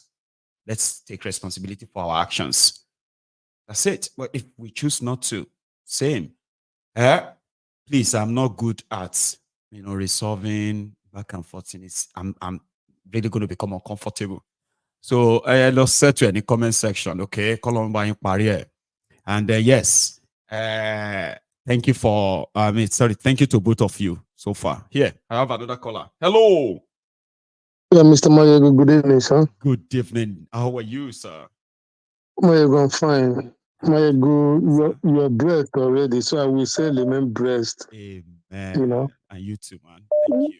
Yeah, so you're doing a wonderful thing. Things that so many of us, I myself, I cannot do that. I don't know how you're doing it. I've tried one time. Exactly. Not even time. I tried to put this kind of things together, but it's not easy, Maiyegun. Anybody, it's only person who haven't tried that we say, he's just doing it. No, for me, you're performing a miracle even. Because it's not easy to coordinate what you're coordinating, I swear. If you say it to my face this way, sometimes, right? They say, I believe personally that what I'm doing is a thankless job, right? However, I have also been so appreciated to my face, right? And when people say it this way, I just want to say thank you, like I do all the time, okay? Because it's a thankless job. People will tell you who sent you. It takes a selfless person. It takes a selfless person. Thanks a lot. It takes a selfless person to do what you're doing, to do it good. Thanks, man. If you're not selfless person, you can always, if you can jump to here, jump, but you're upright in what you're doing. You keep the thing the same. You never change. You never one day. Hey, no. You are just an upright human being. Something no, for nobody. You don't even know. See, but there are so many people that they are living their life. You notice, every day. There one day say, I'm waiting for that day where I go tell all these people where they follow my ego. Say, I don't tell you now. You know that people are living their life they are waiting for my own, something to say to all of you that. Didn't we tell you? He's deceiving all of you. We know that he said this or that. Do you know there are people like that? And I know that. A lot of them, they're coming to, but a lot of them have confirmed that, no, this guy is unchangeable. But still. So right? I know what you're saying. You don't have you don't know people they call the lifetime enemy. You don't offend them. They don't know you. But somebody just feel like, I don't know why people always kind of, I don't know why everybody just kind of respect this guy. They will see one day, there's something about him. There must be something about him. Something. I can't wait. One day I can tell all these people that, I know tell all of them now. And I was raised to always know that, he who much is given, much is expected. You know that? Exactly. So I appreciate everyone appreciating me, including yourself. Okay, so thank you for that, please. Yes, Maiyegun. Yeah, Maiyegun. Okay, my submission goes like this. What is happening now in Nigeria? It's like what Tinubu and co are doing now. After the protest, they start talking about constitution, this, that. Those things are just game. They're not ready for any constitution change or to bring them the constitution. You're just buying time for the next election. You see this protest as an opportunity to advance his cause, not to make a change that people are looking for. All these things is just doing now, just to pray till 2027. People will say, if we vote this man out, who knows what the next person is coming to do? Let's vote this man in and let him do. If it's only this one thing he achieved, we will appreciate. And you will wait forever. You will not achieve anything. So, and again, this protest that has gone, to me, it's like a referendum in Nigeria. Which people want exactly vote of confidence? Who still want to remain a Nigerian? You can see that nobody wants to remain a Nigerian. Even the other one that we thought wanted Nigeria, they don't call Russia to come and break them up from Nigeria. Have you seen that? Last 10 days, I remember when they tell us, say Nigeria is undefeated, Nigeria is unbreakable, yeah. They don't fly Russia flag. Russia can't help them break Nigeria. When we enter body, right? Now all of us go and say, we need them break us up. You see. And it's getting there. It's getting there already. I think it's this hunger now in the politics that we divide the country. Because the hunger is coming. It will come more and more. The way I'm seeing it, because there's no solution in sight. There's no sign that it's going to go away. See, they protested 10 days, okay, to call Tifnubu to just do 3 things. 3 things first: return subsidy to cut down the cost of petrol. Return electricity subsidy to reduce the cost of electricity. Yeah. And then cut down the cost of, we're reducing price of petrol alone will actually cut down the cost of living, then cut down the cost of governance. 3 things. Do 2, reduce cost of electricity, reduce cost of petrol, return that subsidy, right? Other things will just follow. At least, show the sign that, okay, you know what, I may not do other things, but what you just said, I feel for you guys, okay? Now I'll do that one. This one just give them middle finger. What are you going to do? Yeah, and again, the people that is saying that Igbo didn't join the protest, Igbo has been protesting, saying they are hungry ever since. They are being marginalized. Yeah, people are saying that people are telling them to shut up. Are you the only one? And then you're saying they're not the only one, but you're not doing anything about it. They that is protesting and complaining, you're shutting them down, which means you're comfortable with the system. So now they have killed them enough. Now you want to protest. They say, oh, we have been saying this, and you people keep quiet like we are stupid or we don't know what we're saying. You are trouble. Now they say yes, you always want to correct things. Yeah. You always want to show that you are there. All these Igbo people, everywhere they go, instead of them to just let sleeping dog lies, allow things to be as it is. They blame you for all of that. Then when you now said, okay, we are not going to be part of the protest. Oh, Igbos are not protesting. Can you imagine? They are not joining us again. You know what I mean? Like, what can you really do as an Igbo man in that contraption that will actually be uncriticized? And if they're saying Igbo say they want to go. But Igbo people understood that before you can get anything positive from this present structure or government called Nigeria or with this constitution, you have to ask them something that is impossible, so that they can offer you that impossible, that the one that is possible within their reach, which to solve the problem. But they're saying it instead of people to say, okay, what is the problem? Put this country in order, let everybody enjoy. No. Yesterday, I drove from Paris, Belgium to Holland. When I was driving, I was with a friend. I saw when village is small, because this thing we put on the TomTom, I don't know what does it call. The Google map we use. It took us. Your sat nav. Yes, it took us inside villages and so when we were going, I was telling those wheat field, grain fields, farms, all of that. You drive. Yeah, I was just telling my friend, can you just see? Do you understand something? I say what? I say all these small villages, small towns we're passing, everywhere is the same. It's not that this place is Banana Island or this place is mainland, this place is island, and the difference will be like Fanta and Cola. I thought I say everywhere is the same. Everywhere, I told him that this is why these people have very big economy, because they make sure that what Lagos is producing, the same thing Oshobo is producing. There will be no difference. Even Oshobo might have even more industry. The quantity that will be more, but the quality will be the same, solid. The same. There's nothing. That is why people will just go and live in one village. You will never come to the town, because what is it coming to the town to do? Small car, you can live anywhere. That your remote village, internet dead here, sharp. Everything. Maybe that your remote village the internet there is even more stronger than the one in the city. Road day, yes. Small clinic day there, doctor day, shopping mall day, town center day. What do you want in a place? You can see that most of the things they use in the city, most of the daily product is being produced in the villages. But every morning is in the supermarket in the city. Every morning, and those people that is producing those things, they live in the village. They are the billionaires. But go to our various villages. Everybody living there is suffering. Yeah. Everybody living there is dying in poverty. How do you have and people will be poor? How is that even people possible? will be asked.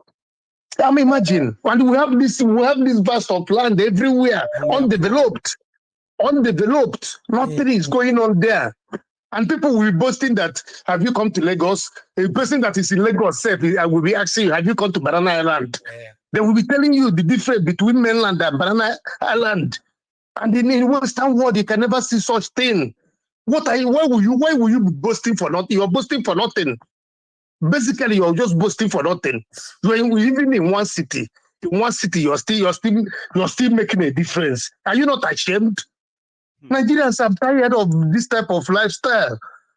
You will be asking yourself that these people are not ashamed of themselves. Somebody will tell you, the worst part with them is you can never have a normal discussion with them without them telling you where they live in Ireland. And you go to that place they live in Ireland, you will see that this place is just a jungle also.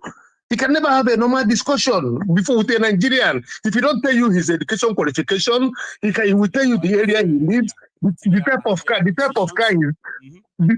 car he's driving, and they have how much money. They can never have a normal discussion. Impossible. Before you know it, you will start bring some stupid thing that he's not. You don't even know whether you're interested in this kind of talk. He will be telling you, with the place I live in Ireland. You don't want to know where. I don't want to know where you live, but you must show it on me on the normal discussion I'm having with you, just to show me that you're no better than me. Mentality, you know. She's a shame, man. We cannot go anywhere with this type of mentality. It's impossible. Thank you so much. Let me take. Just keep doing what you're doing. I beg. We're praying for you. God will keep you. Yeah. Yes. Because, all the weapons. No. You're just. I know they. No, we keep on. Because you're the only one. You're the only one. You're the only upright person living in this social media. Believe me. Okay. You are the only name another person. Name another person. We're not today. Today we talk rubbish. Tomorrow we talk different thing. Name that person. I know. You have a good one, though. All right. Just keep doing what you're doing. I will. Bless you. Yes. Okay. I just lost a caller there. And hey, Ango. Why am I kind of like, okay, I finally go on. Sorry about that. So this caller will likely be my last caller. I have just about 6 minutes to leave. And from that 6 minutes, right, I only have 3 to spare for now. Hello. Hey, Maiyegun. Ma. I'm the last caller. Yay. You are the big masquerade that dances last and close the ceremony, our festival. Mommy, please, how are you this evening, though? My dear, I'm fine. Oh, how my family over there? We are all doing well. Oh, thanks so much for asking. Please. Yeah. My Maiyegun Templar. I greet everybody. The Templars, the brethren. Yes, ma'am. Maiyegun, this is our last caller. You know that man really said my mind. Yeah. This Yahoo, everybody wants to be big. Everybody wants to make money. Boys don't want to go to school again just because of the hardship in the town. You know, you even see local government chairman. They will vote for you in Ayobo local government. Now, that is where they vote for you. That is your local chairman. At the end of the day, when you win, you will now move to Banana Island. So tell me, where are you? How are you now taking care of that constitution that the local place that you are being voted for? So that is what is really happening in the society. Everybody wants to say, I am big. Yeah. Everybody wants to say, Nami, I don't arrive. You see small children now, they want to make billions. And they will start throwing it at their friends. You know, everybody wants to say, and when Omolagbaja see that Motamedo, don't be big boy, you go meet him. Show me now. And why is all this? It's because of the kind of government we have. Because the necessary things that are meant to be provided for these children, they refuse to provide. No. Instead, when they get it, they go put them for their pocket. Some of them go share them within their family, within themselves. Some of them, that's why you now hear that one person picking don't go abroad. I mean, what are we now trying to say at the end of the day? You see this protest that they just finished. Anyway, I don't want to believe it's finished. No, it's never I want to believe finished. this This one's just got the attendance of so far, you know. So But far. go on, ma'am. Yeah, this is just the starting of it. And now you see what they are doing now. My auntie was making me understand that they started picking people. And now? There is this woman that came out day 5. That woman. They said they went to her house in Abuja. Was it in Abuja or where? Yeah. Entered her house. Now they took that woman. Nobody knows. Yes. You remember her.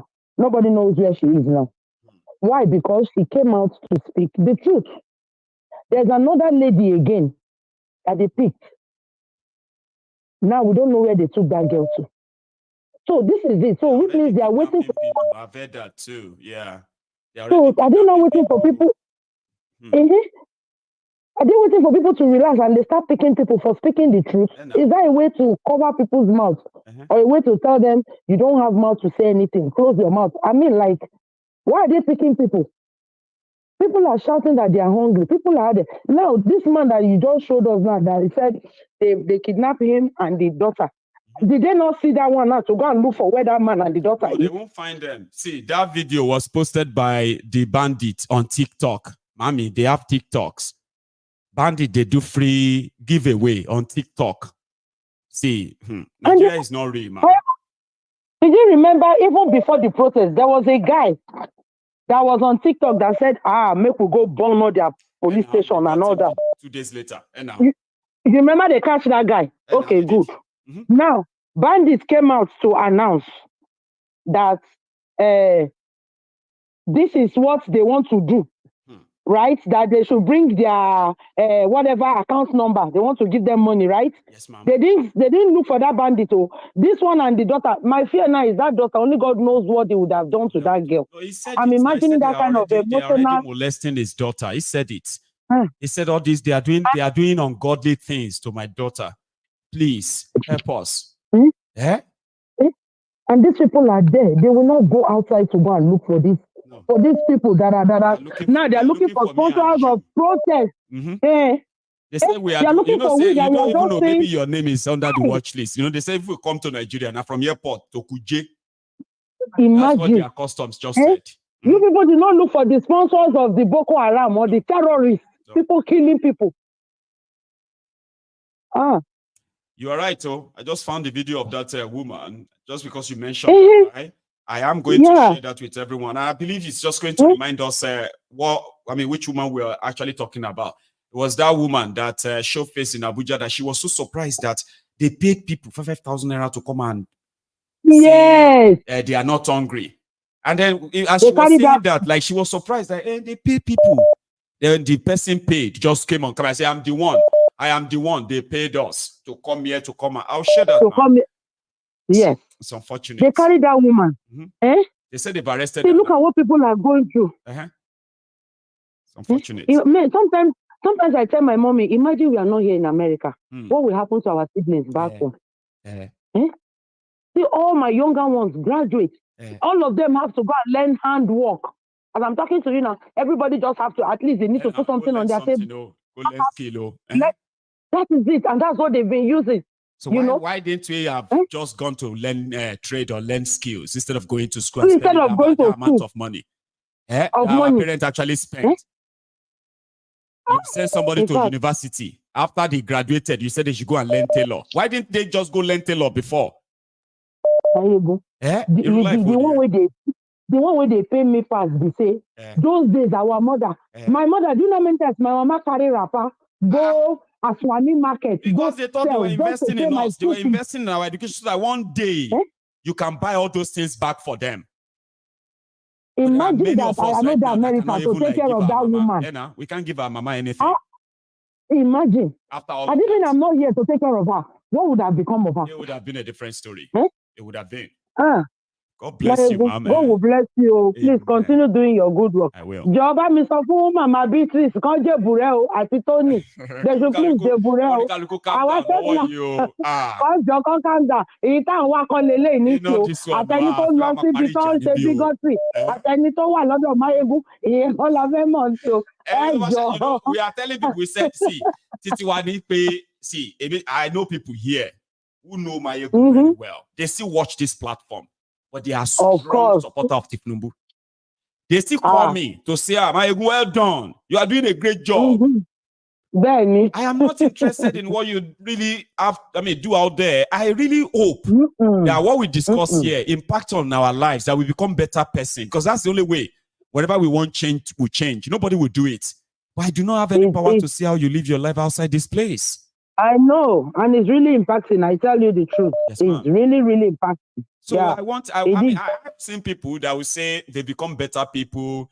Now they talk better. Now, in fact, that's what we want to hear. That's what we want to see. Be good. When you see bigotry, where people are condemning bigotry, I beg, even if you are a bigot, at that point, you have now known that it is not in anybody's interest. Then bury it. Be a better person. That's what we are saying. I'm not looking for perfect people, though. Mommy. Nobody is perfect, my dear. Maiyegun don't know how to settle this kind of a thing. Please, let Maiyegun go and rest. Trouble. Nice night, man. Okay, my dear. Yeah, have a wonderful one. Yeah. Yes, sir. You too, man. So, this is the woman that my last caller was mentioned. This woman has been arrested by and why did they arrest her? Because of this video. I may not have evidence, but I have my people that are around I have evidence. Okay. I am among the people that they give 5 Tanzania. They gave me day before yesterday for this upper resettlement town hall. They gather people. They give them 5,000, and I am among. I'm Keke people. I'm Keke man. I carry many people go there, and they give them 5,000, and I am the person that they give 5,000 naira. They lecture us that time, say, don't go to protest because who gave you 5,000 naira? I don't know the name of the person because I don't know them. They just come and with this this chairman, Amak chairman, he visited the place, and they give people 5,000. Anybody. They will not count. Anybody will reach that, they will give him 5,000. And they will tell you that, we cannot no go there. Don't go there. What they tell us is say there's people that they want to make problem on this protest. That's why. So this 5,000 they give people to come and destroy our peaceful protest. It's the people that they come in and destroy our protest. Since yesterday. Since yesterday, there are the people. See, after that, yesterday they start shooting us with tear gas. Today they start shooting us with the live ammunition. For what? Okay, thank you very much. Yes. Do your protest. Yes. Well, you decided to be heading to Eagle Square. Having knowledge of what happened yesterday, why do you decide to be heading to the... I have knowledge to... So that mama has been arrested after that video, just so you know. And on that note, we shall draw the curtain this evening. Thank you so much, everyone. My callers, my viewers, my sharers, the likers, the super chatters, and the people who are upset with themselves. Thank you. Enjoy the rest of your evening or night. I am going to see you again tomorrow, and it's going to be tomorrow evening. I know we should have a Sunday sermon, but not tomorrow, okay? So we are getting ourselves ready for the Yoruba Union Summit in Glasgow from the 22nd of August to 25th, sorry, from 23rd of August to 25th of August. And if you haven't really got your own ticket to attend, and you really want to attend, right? Please go get your own ticket. Go on the Eventbrite, search for Ibimama Jacobajo Yoruba Union Summit on Eventbrite. Even if I don't give you link, go on Eventbrite and you can easily buy one, okay? It is currently at a 20% discount. Crazy.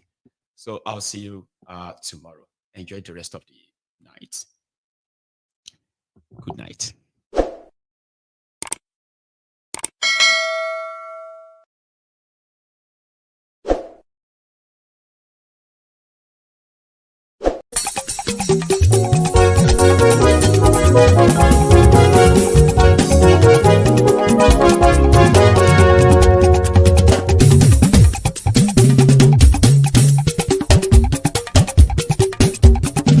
Maiyegun làwa mọ̀ tó dòdòdò.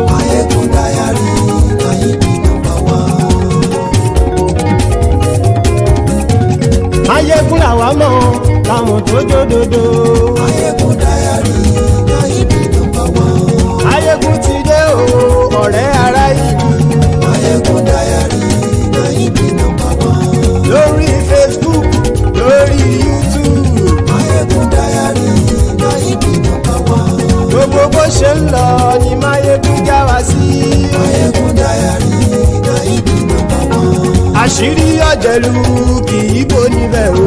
Maiyegun Diary Naibi #1. Bó bá ṣe eré àní Maiyegun máa wí. Maiyegun Diary Naibi #1. Ó sì tún ṣe eré wàá gbọ́ níbẹ̀ o. Maiyegun Diary Naibi #1. Maiyegun Diary Diary politico. Maiyegun Diary Naibi #1. Godfatherism kò sí lọ́rọ̀ Maiyegun. Maiyegun Diary Naibi #1. Ẹ farabalẹ̀ sẹ́ o kẹgọ́rọ̀ lẹ́nu o. Maiyegun Diary Naibi #1. Àní Maiyegun làwa mọ̀ tó dòdòdò. Maiyegun Diary Naibi #1.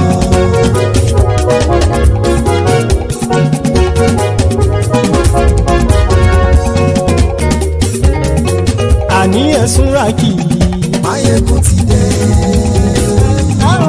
Maiyegun ti dé. Ọ̀jẹ̀lú ẹ̀sùn ràkì. Maiyegun ti dé. Àní ẹ̀sùn ràkì. Maiyegun ti dé. Lórí Facebook. Maiyegun ti dé. Àní ẹ̀sùn ràkì. Maiyegun ti dé. Lórí YouTube. Maiyegun ti dé. Àní ẹ̀sùn ràkì. Maiyegun ti dé. Bọ́ bàbá gbé wúrẹ́. Maiyegun máa wí. Àní ẹ̀sùn ràkì. Maiyegun ti dé. Ijó ìgbádìyẹ. Maiyegun máa wí. Àní ẹ̀sùn ràkì. Maiyegun ti dé. Pẹ̀sìdó bá rúfin o. Maiyegun máa wí. Àní ẹ̀sùn ràkì. Maiyegun ti dé. Gómìnà kówó jẹ. Maiyegun máa wí. Àní ẹ̀sùn ràkì. Maiyegun ti dé. Ọlọ́pàá tí ń darí bá. Maiyegun máa wí. Àní ẹ̀sùn ràkì. Maiyegun ti dé. Aṣòfin tí ń rúfin o. Maiyegun máa wí. Àní ẹ̀sùn ràkì. Maiyegun ti dé. Òpùrọ́ olóṣèlú. Maiyegun máa wí. Àní ẹ̀sùn ràkì. Maiyegun ti dé. Ọ̀jẹ̀lú ẹ̀sùn ràkì. Maiyegun ti dé. Àní ẹ̀sùn ràkì. Maiyegun ti dé.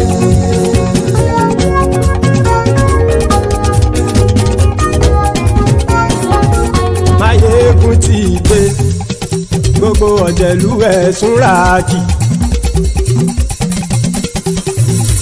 Maiyegun ti dé. Gbogbo ọ̀jẹ̀lú ẹ̀sùn ràkì. Ṣùgbọ́n ní bá ti ṣe èyí tó yẹ kí wọ́n ṣe, ọmọ bá dèrò ní fi wọ́n níran o. Maiyegun ti dé. Gbogbo ọ̀jẹ̀lú ẹ̀sùn ràkì. Maiyegun ti dé. Gbogbo ọ̀jẹ̀lú ẹ̀sùn ràkì.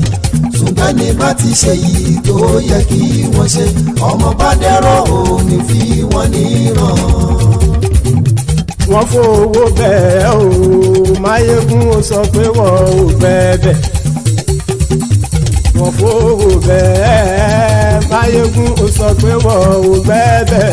Oníkan ṣáàtì ṣe èyí tó yẹ kí wọ́n ṣe fáwọn ará ìlú tó gbé wọn débẹ̀ o. Maiyegun ti dé. Gbogbo ọ̀jẹ̀lú ẹ̀sùn ràkì. Maiyegun ti dé. Gbogbo ọ̀jẹ̀lú ẹ̀sùn ràkì. Ṣùgbọ́n ní bá ti ṣe yìí tó yẹ kí wọ́n ṣe, ọmọ bá dẹ́rọ̀ ò ní fi wọ́n níran. Kì máa yí ṣe eré, ọ̀rọ̀ yìí kì í ṣe ẹ̀fẹ̀. Kì máa yí ṣe eré, ọ̀rọ̀ yìí kì í ṣe ẹ̀fẹ̀. Ẹni bá ti lè lẹ́bọ̀ lẹ́rù o, ọmọ bá dèrò kàṣàyè tú wọn síta. Maiyegun ti dé. Gbogbo ọ̀jẹ̀lú ẹ̀sùn ràkì. Maiyegun ti dé. Gbogbo ọ̀jẹ̀lú ẹ̀sùn ràkì. Ṣùgbọ́n ní bá ti ṣe yìí tó yẹ kí wọ́n ṣe, ọmọ bá dẹ́rọ̀ ò ní fi wọ́n níran. Tẹnitẹni ọmọ Maiyegun ọ̀rẹ́ ara ìlú mọ̀mọ́ ni mo fọlọ́run ṣọ́ ẹ̀ bá kìlẹ́bù. Lóòótọ́ olódodo ìlú ọ̀tá ìlú mọ̀mọ́ ni ìwọ ṣá máa ń ṣọ́ra kò sì mọ́ bẹ̀rù. Bọ́tà ń lè rí bóníṣègùn lé káwọn mọ̀mọ́ fi ṣera wọn ni ó ti dẹrùn tí wọn ò gbọ́dọ̀ sì mọ́ bẹ̀. Èèpo ọ̀bọ lọmọ bá dérò tàjẹ́ ò gbọ́dọ̀ jẹ́, ó ti jọba lórí àbínú ẹni kò sì mọ́ bùyà. Àìsíwọ́lu ní ẹnìkẹ́ ìgbódì ẹyin lábàrá o, ó kó ẹni tó bá dán wò á kàmù. Maiyegun ti dé gbogbo ọ̀jẹ̀lú ẹ̀ túnra kì. Maiyegun ti dé gbogbo ọ̀jẹ̀lú ẹ̀ túnra kì o. Ẹni bá ti ṣe yìí tó yẹ kí wọ́n ṣe ọmọ bá dèrò òní fi wọ́n níran o. Maiyegun ti dé gbogbo ọ̀jẹ̀lú ẹ̀ túnra kì. Maiyegun ti dé gbogbo ọ̀jẹ̀lú ẹ̀ túnra kì. Ṣùgbọ́n ní bá ti ṣe yìí tó yẹ kí wọ́n ṣe ọmọ bá dèrò òní fi wọ́n níran.